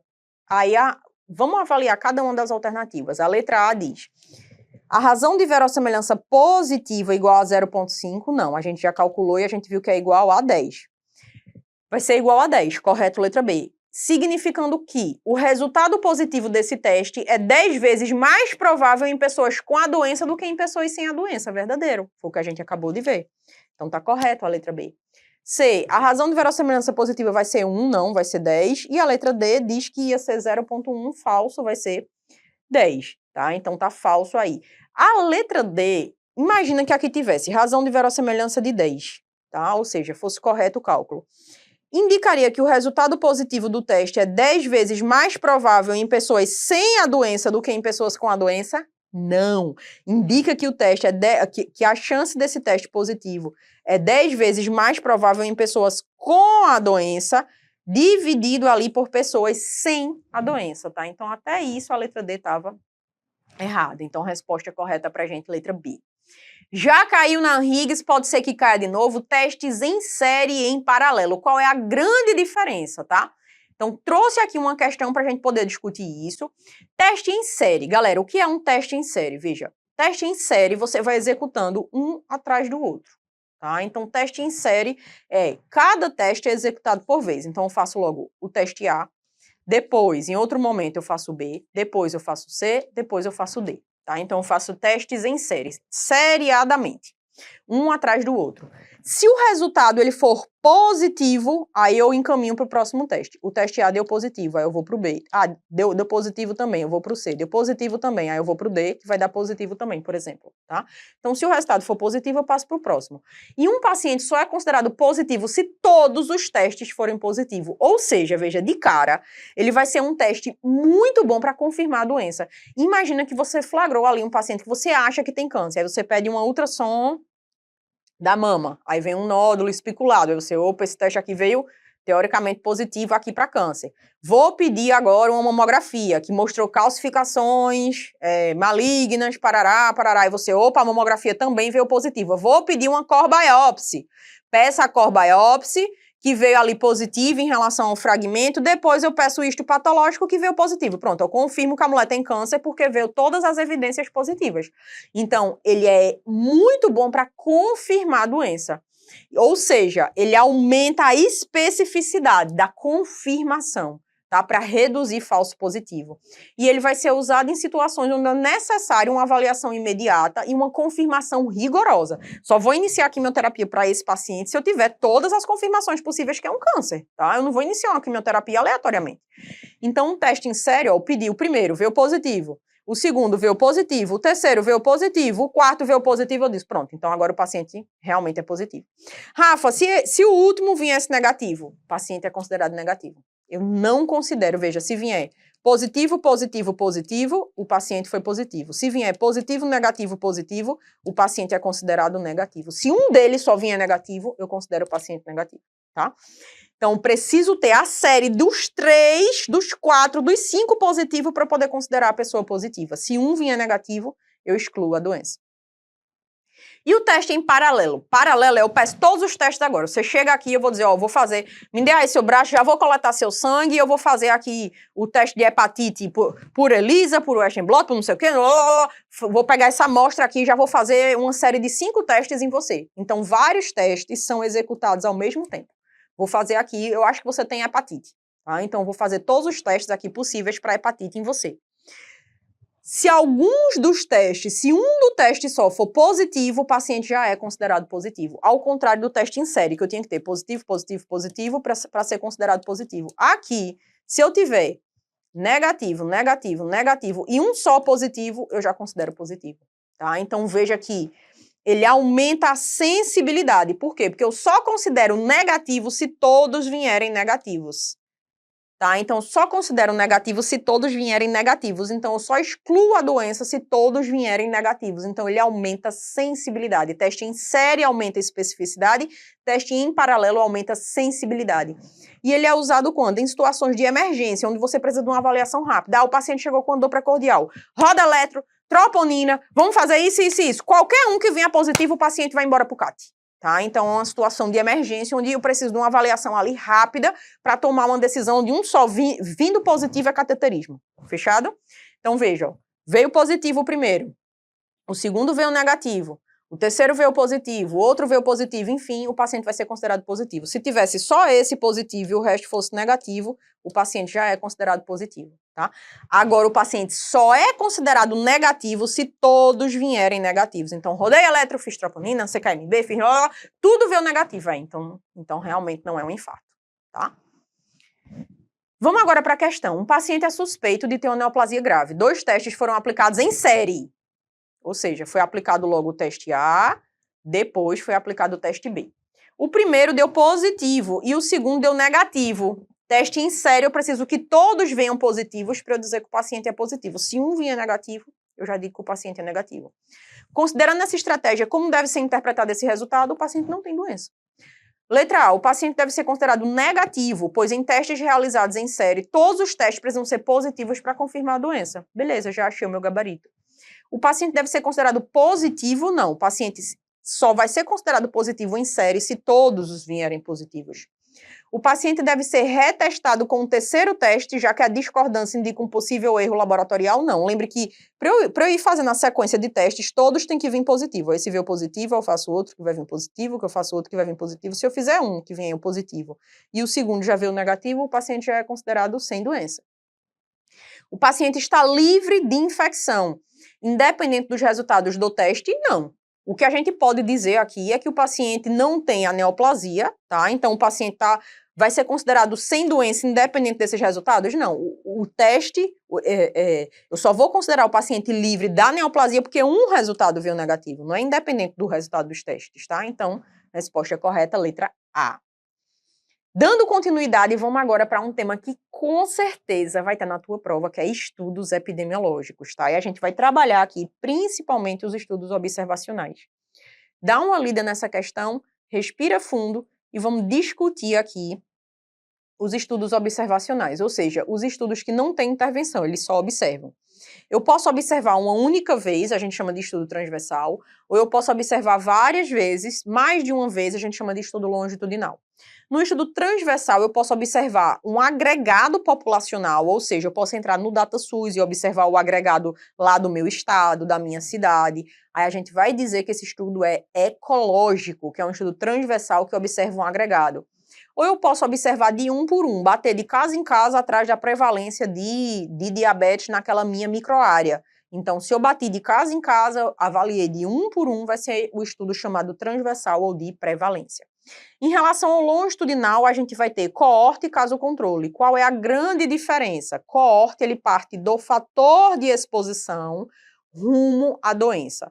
Então, eu seleciono gente com fator, gente sem o fator e vou observando para ver quem vai desenvolver ou não a doença. Existem coortes que são retrospectivas, a maior parte é daqui para frente, é prospectivo. As coortes retrospectivas, elas avaliam o quê? Veja, Eu vou pegar uma pilha de prontuários de gente que fumava em 1990, uma pilha de prontuários de gente que não fumava em 1990 e vou sair lendo esses prontuários para ver quem evoluiu com câncer de pâncreas. Mas perceba que mesmo o fator de risco estando no passado, eu dividi em 2 grupos, com o fator, sem o fator, e sair lendo os prontuários para ver quem desenvolveu a doença. Então, parti sempre do fator de exposição. Já caso controle, eu vou partir da doença, do desfecho. Então, eu vou selecionar um grupo caso, um grupo controle e olho o passado dessas pessoas para ver quem tinha o fator de exposição, tá? Então, veja que eu sempre vou olhar daqui para trás. E vai ser excelente para a gente avaliar doenças raras. Por quê? Porque eu não já vou selecionar os casos agora, então eu já seleciono quem tem a doença rara. Já coorte vai ser muito bom para estudar fator de risco raro, porque eu já parto do fator de risco raro, eu já seleciono agora, tá? Lembrar que caso controle, eu preciso fazer o grupo caso e o grupo controle extremamente homogêneos. Se eu coloquei 3 pessoas doentes aqui do gênero masculino entre 40 e 50 anos, eu tenho que botar 3 pessoas sadias do gênero masculino entre 40 e 50 anos, tá? Então, o grupo caso e o controle tem que ser muito parecidos, senão eu vou incorrer no viés de seleção. Só para a gente fechar, o raro eu sempre parto dele. Então, se eu quero estudar um fator de risco raro, eu tenho que partir do fator de risco raro. Vai ser melhor fazer coorte. Se eu quero estudar uma doença rara, eu tenho que partir da doença rara. Então, vai ser melhor caso controle, tá? E lembrar que coorte é o melhor para estabelecer relação de causa e efeito. Por quê? Porque a maioria é prospectiva. Então, você não tem viés de seleção, você não tem viés de memória para o paciente, tá? Com base nisso, vamos lá. Pesquisadores investigam fatores associados ao desenvolvimento de doença cardiovascular. Para isso, comparam 2 tipos de estudo, uma coorte histórica e um estudo de caso controle. Qual característica metodológica distingue a coorte histórica do estudo de caso controle? Porque a coorte vai partir de onde? Do fator de risco. E o caso controle vai partir de onde, pessoal? Da doença, do caso e do controle. Letra A, a coorte histórica seleciona paciente com base em desfecho? Não. Quem seleciona paciente com base em desfecho é caso controle. Então, falso. B, a coorte histórica permite calcular risco relativo. A gente vai ver isso nos nossos próximos blocos, tá? Tá correto.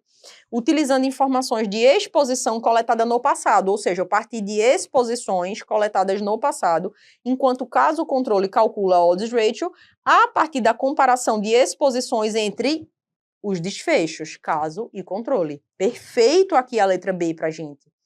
C, a coorte histórica é preferível para doenças raras. Opa, doença rara eu tenho que partir dela. Quem é que parte da doença do desfecho, caso controle? Então, coorte não é legal para doença rara, é legal para fator de risco raro.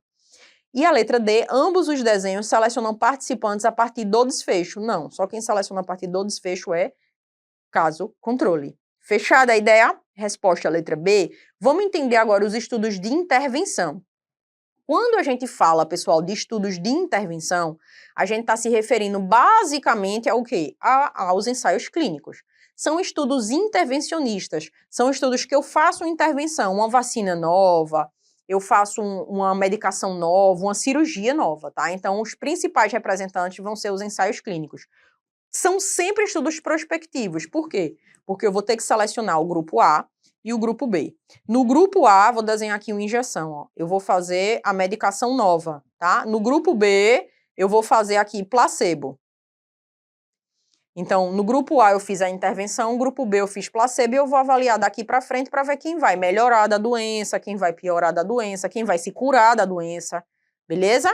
Então, eu preciso em um grupo eu faço intervenção e em outro grupo eu faço tratamento padrão ou placebo. Aí a gente vem para a questão que diz, um pesquisador deseja avaliar a eficácia de um novo medicamento para hipertensão. Para isso, considera diferentes tipos de estudos epidemiológicos. Sobre ensaios clínicos randomizados e outros desenhos de estudo, assinale a alternativa correta. O ensaio clínico randomizado seleciona pacientes com base em desfecho? Não, eu vou selecionar paciente com base em grupo de intervenção e grupo sem a intervenção. No ensaio clínico randomizado, os pacientes são alocados de forma aleatória para os grupos de intervenção e grupo controle, permitindo a avaliação direta da causalidade e do risco relativo, ou seja, permitindo a avaliação direta do quanto o paciente vai melhorar, da causalidade em relação a se aquela medicação foi a causa da cura do paciente, da melhora do paciente e do risco relativo. Correto? Letra B, perfeito para a gente. Os estudos de coorte retrospectivos são mais confiáveis que os ensaios clínicos e passa longe. Ensaio clínico, meta-análise, revisão sistemática são as evidências, são as melhores evidências. Tá? Coorte, estudos mais observacionais têm uma evidência bem menor. E a letra D, o ensaio clínico randomizado não permite comparação entre grupo tratado e grupo controle? Claro que permite, né? O foco dele é fazer essa comparação entre grupo intervenção e o grupo controle. Damos um passinho agora para frente para a gente estudar vieses dos estudos, tá? Então, eu queria discutir muito com vocês aqui essa parte de vieses. Galera, existem vários erros e vieses. Agora, daqui para frente, a gente vai estudar vários, tá? Existe o chamado viés de seleção. O que é o viés de seleção? A gente já viu um pouquinho aqui na nossa aula. O viés de seleção é, eu seleciono grupos extremamente heterogêneos. Então, no grupo A, eu coloquei 3 mulheres entre 60 e 70 anos, que vai ser o grupo caso, por exemplo. O grupo controle, eu coloquei 3 homens de 10 a 15 anos. Então, os grupos são muito diferentes. Eu selecionei grupos diferentes. Eu posso incorrer em erro no meu estudo. E isso vai ser chamado viés de seleção. Viés de memória acontece principalmente em caso controle. Viés de memória é o quê? Eu tenho que parar para pensar se eu tinha ou não aquele fator de exposição lá no meu passado. Então, imagina que eu quero avaliar pessoas que comiam maçã entre 2 e 3 anos e as pessoas aprovadas em residência. Aí eu peguei gente que foi aprovado nessa residência, ou seja, desfecho, gente que não foi aprovado nessa residência e aplico um questionário para olhar o passado dessas pessoas para ver se elas comiam maçã ali entre 2 e 3 anos de idade. Você, fala sério, você vai lembrar se você comia maçã entre 2 e 3 anos de idade? Você provavelmente vai dizer, Rafaela, isso é uma loucura, claro que eu não vou lembrar. Isso é o viés de memória. Tem gente que talvez lembre, gente que não lembre. Existe o chamado viés de aferição. O que é o viés de aferição? Você está lá no ensaio clínico, tu descobrisse uma planta ali, que tu tirasse um extrato que tu acha que cura diabetes. Aí você, eu estou aplicando a planta em um grupo e no outro grupo ali está fazendo tratamento padrão, tipo metformina. Aí você recebe Dona Zefinha, que está fazendo a planta. Aí você, opa, vou avaliar aqui a pressão dela com calma. Tá com a bexiga vazia, Dona Zefinha? Vou deixar a senhora sentadinha aqui 5 minutos, vou fazer a aferição de livro. Você vai aferir Dona Zefinha de um jeito. Agora chegou o seu José que faz a metformina. Você, tá bom, senta aí que eu vou aferir. Me dê aqui o braço. Ou seja, você está utilizando métodos de aferições diferentes entre os grupos. Isso aí vai incorrer em um viés de aferição. Existe o viés de publicação, que é aquele viés onde você, no final, achou que tua planta não é tão legal. Aí você diz, não vou publicar esse estudo não. Eu tirei aqui o extrato da planta, apliquei aqui nas pessoas e não percebi superioridade em relação à metformina. Então deixa quieto. Então, isso é viés de publicação, quando a gente só tende a publicar resultados que nos interessam como pesquisador. E existe o viés de confusão. O viés de confusão é quando a gente tem atrelado ali um fator que não está sendo aferido e que pode ser um fator confundidor. Vou te dar um exemplo clássico dos estudos. Teve um estudo específico que dizia que tomar café fazia você infartar mais. Aí você, como assim, Rafa? Calma. Esse estudo tinha um viés de confusão. Ele associou café ao infarto, disse que quem tomava mais café infartava mais. Depois de muito tempo, quando foram avaliar esse estudo, viram que tinha um viés de confusão, que era o tabagismo. Quem tomava mais café geralmente fumava mais. E aí o cigarro era que estava associado ao infarto. Eles não mediram o tabagismo, eles só mediram café e infarto. E tinha esse viés, que era o viés de confusão no meio. Tinha esse fator, que era o fator de confusão. Então o estudo precisou ser reavaliado. Para agora comigo e dar uma olhada nessa questão. Em estudos epidemiológicos, diferentes tipos de vieses podem comprometer a validade dos resultados.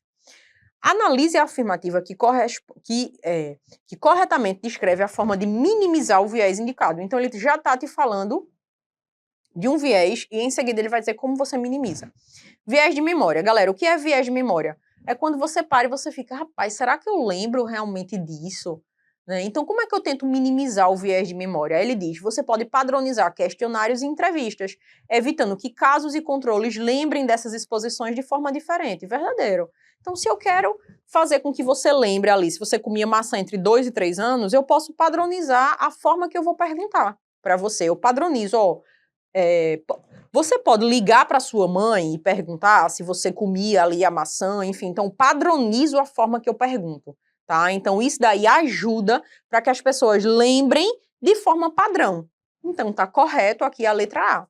A letra B, viés de aferição. Como é que eu minimizo? Eu preciso aferir igualmente em todo mundo. Selecionar controles da mesma população que originou os casos, garantindo representatividade. Isso daqui, ó, selecionar casos e controles com a mesma representatividade, minimiza o viés de seleção e não de aferição. C, viés de seleção. Utilizando entrevistadores treinados e cegos para coletar os dados da exposição, cegar os avaliadores faz com que eu avalie Dona Zefinha e seu José do mesmo jeito. Então, isso minimiza o viés de aferição, tá? E não de seleção.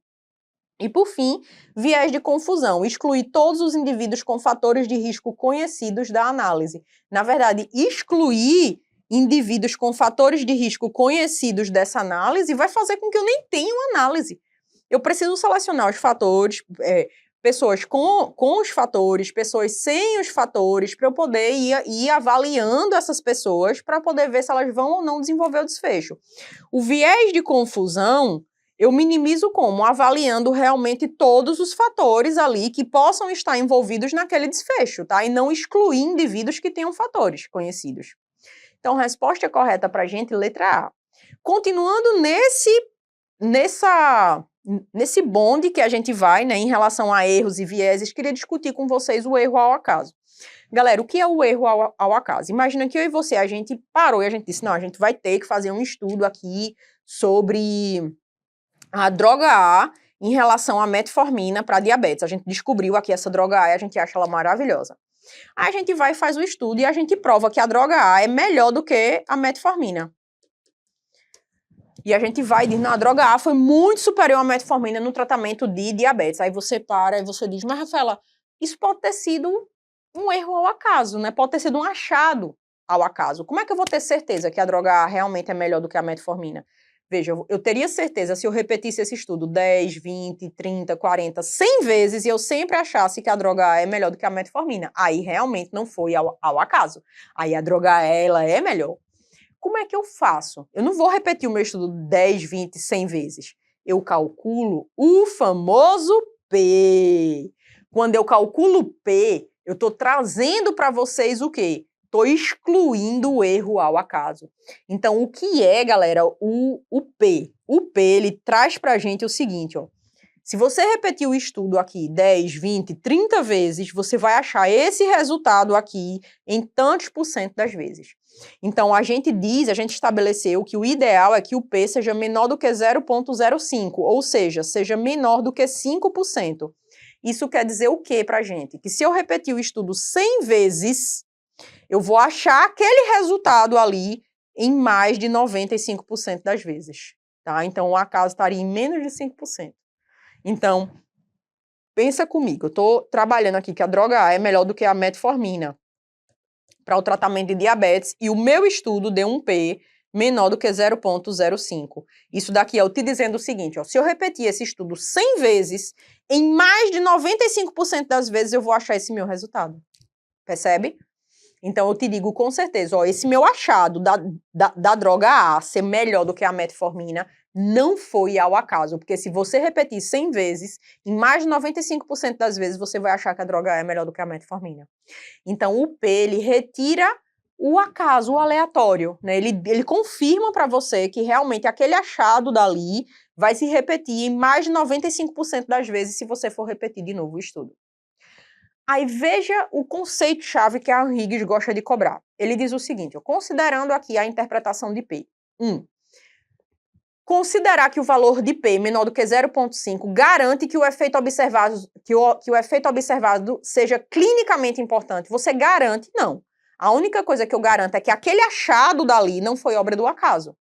Ah, Rafaela, mas eu não estou garantindo que é clinicamente importante o resultado? Não, porque eu posso dizer que a droga A é igual à metformina e teve um P menor do que 0,05. Eu estou querendo te dizer o quê? Que se eu repetir o estudo 100 vezes, em mais de 95% das vezes eu vou dizer que a droga A é melhor do que a metformina.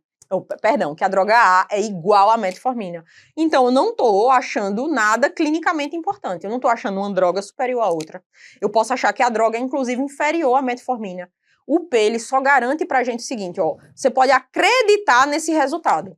Porque Se você repetir em 100 vezes, você vai ter mais de 95% das vezes achando que a droga A é igual a metformina. Então, o primeiro para a gente tá falso. O segundo diz, se o valor de P for 0,2, veja, a gente considera um valor de P legal, estatisticamente significante, se ele for menor do que 0,05, tá? Então, um valor de P de 0,2 é um valor de P que não traz tanta relevância estatística para o teu estudo. Podemos afirmar que a intervenção não tem efeito algum? Não. Galera, o valor de P não mede uma superioridade de uma droga a outra.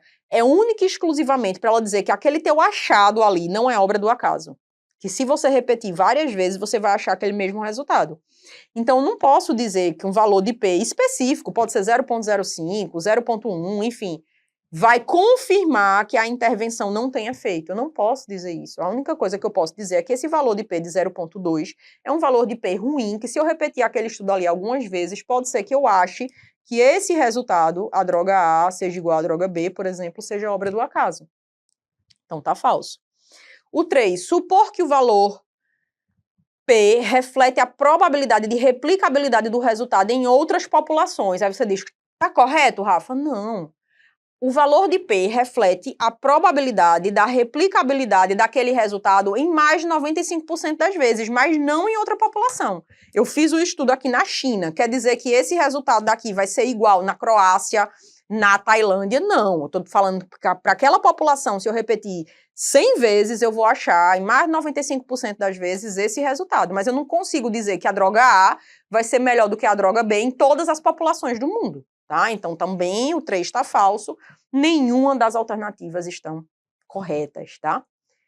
Vamos parar para a gente estudar agora RR Odds Ratio, tá? Então, o que é que eu tenho para discutir com vocês em relação a RR Odds Ratio? Dá uma olhada nessa questão e vamos parar um pouquinho para a gente ver o que é risco relativo. Galera, risco relativo, ele mede para a gente a relação da incidência do desfecho que eu estou estudando entre os expostos e os não expostos. Ou seja, ele está dizendo para mim, a fórmula dele é essa daqui, ele diz para a gente o seguinte, ó, quantas vezes mais aquele desfecho acontece nos expostos em relação aos não expostos.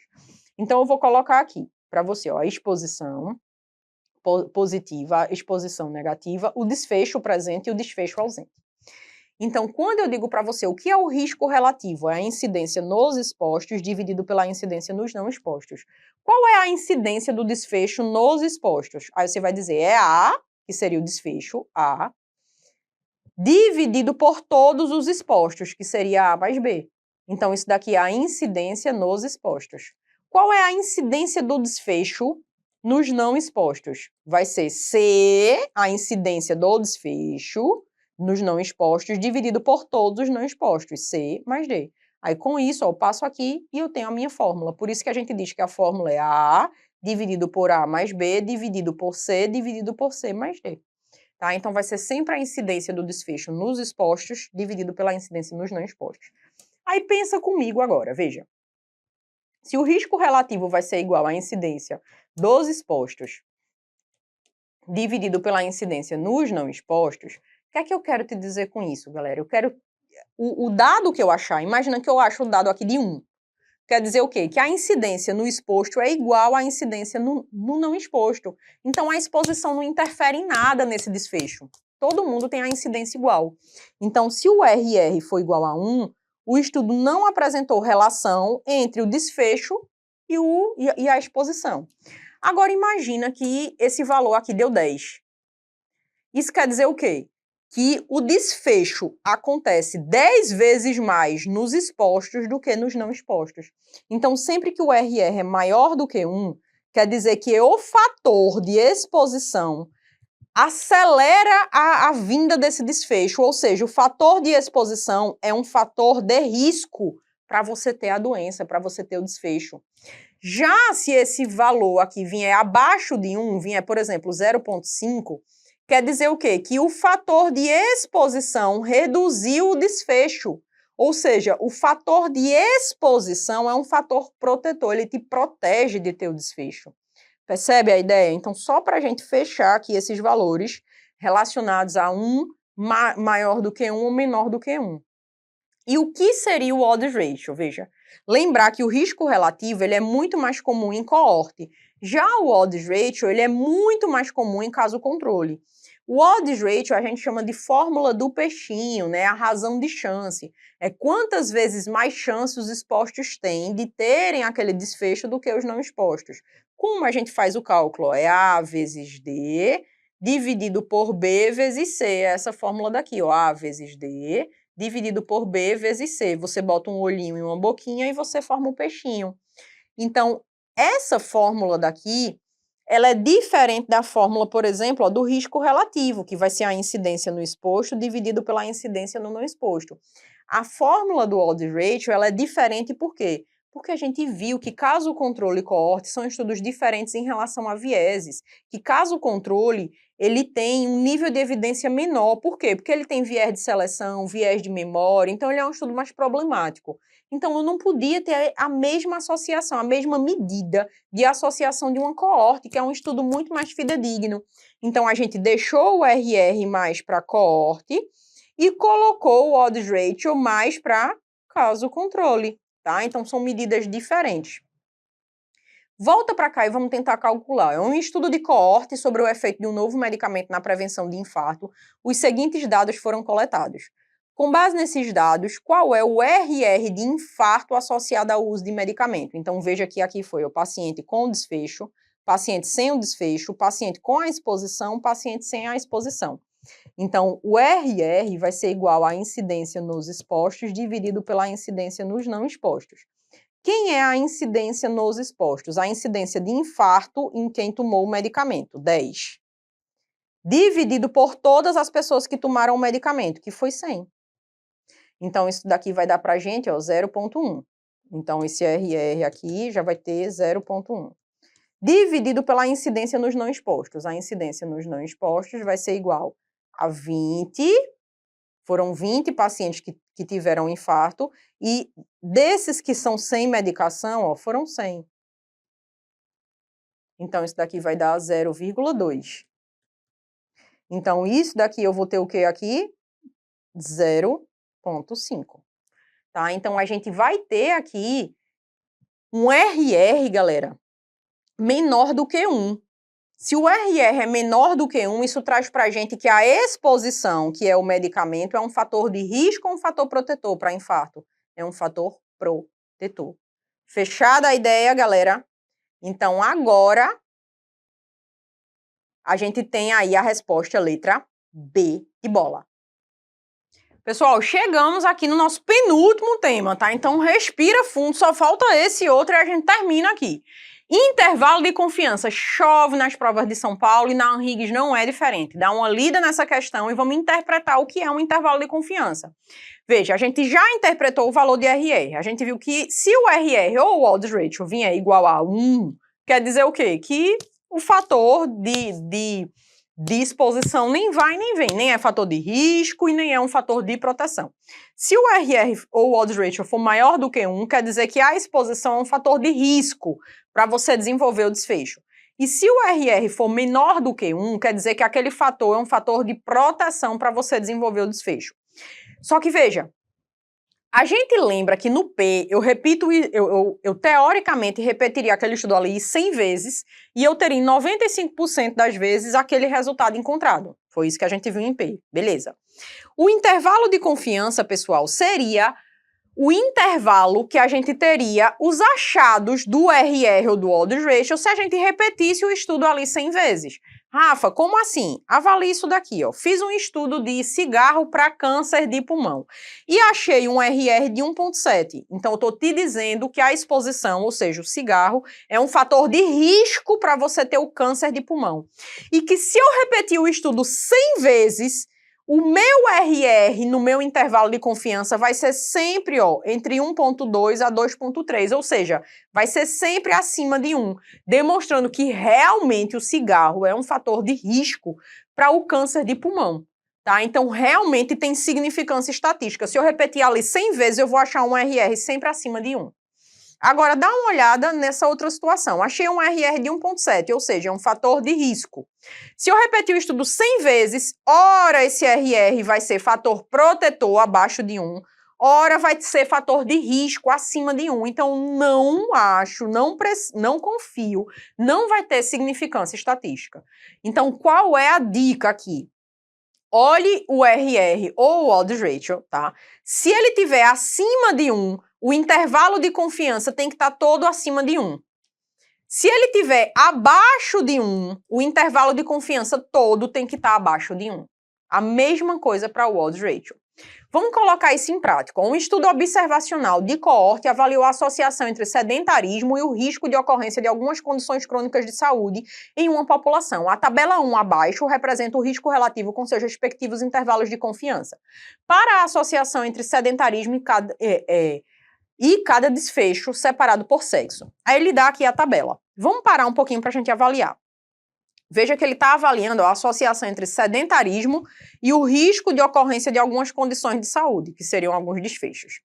Que seriam essas condições daqui, ó. Obesidade. Aí eu achei aqui uma medida de 1,2. Tá? Eu achei aqui um RR de 1,2, ou seja, o sedentarismo seria um fator de risco para você desenvolver obesidade, percebe? E todo o intervalo de confiança está acima de 1. Então, todo o intervalo de confiança mostrou que era um fator de risco. Então, aqui eu confio. Na mulher, mesmo raciocínio, ó, RR acima de 1, todo o intervalo de confiança está acima de 1. Aqui eu confio também.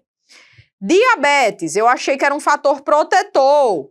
Mas, ora ele se mostra fator protetor, ora está acima de 1, é fator de risco. Aqui eu não posso confiar. Mesmo raciocínio para mulher, ó.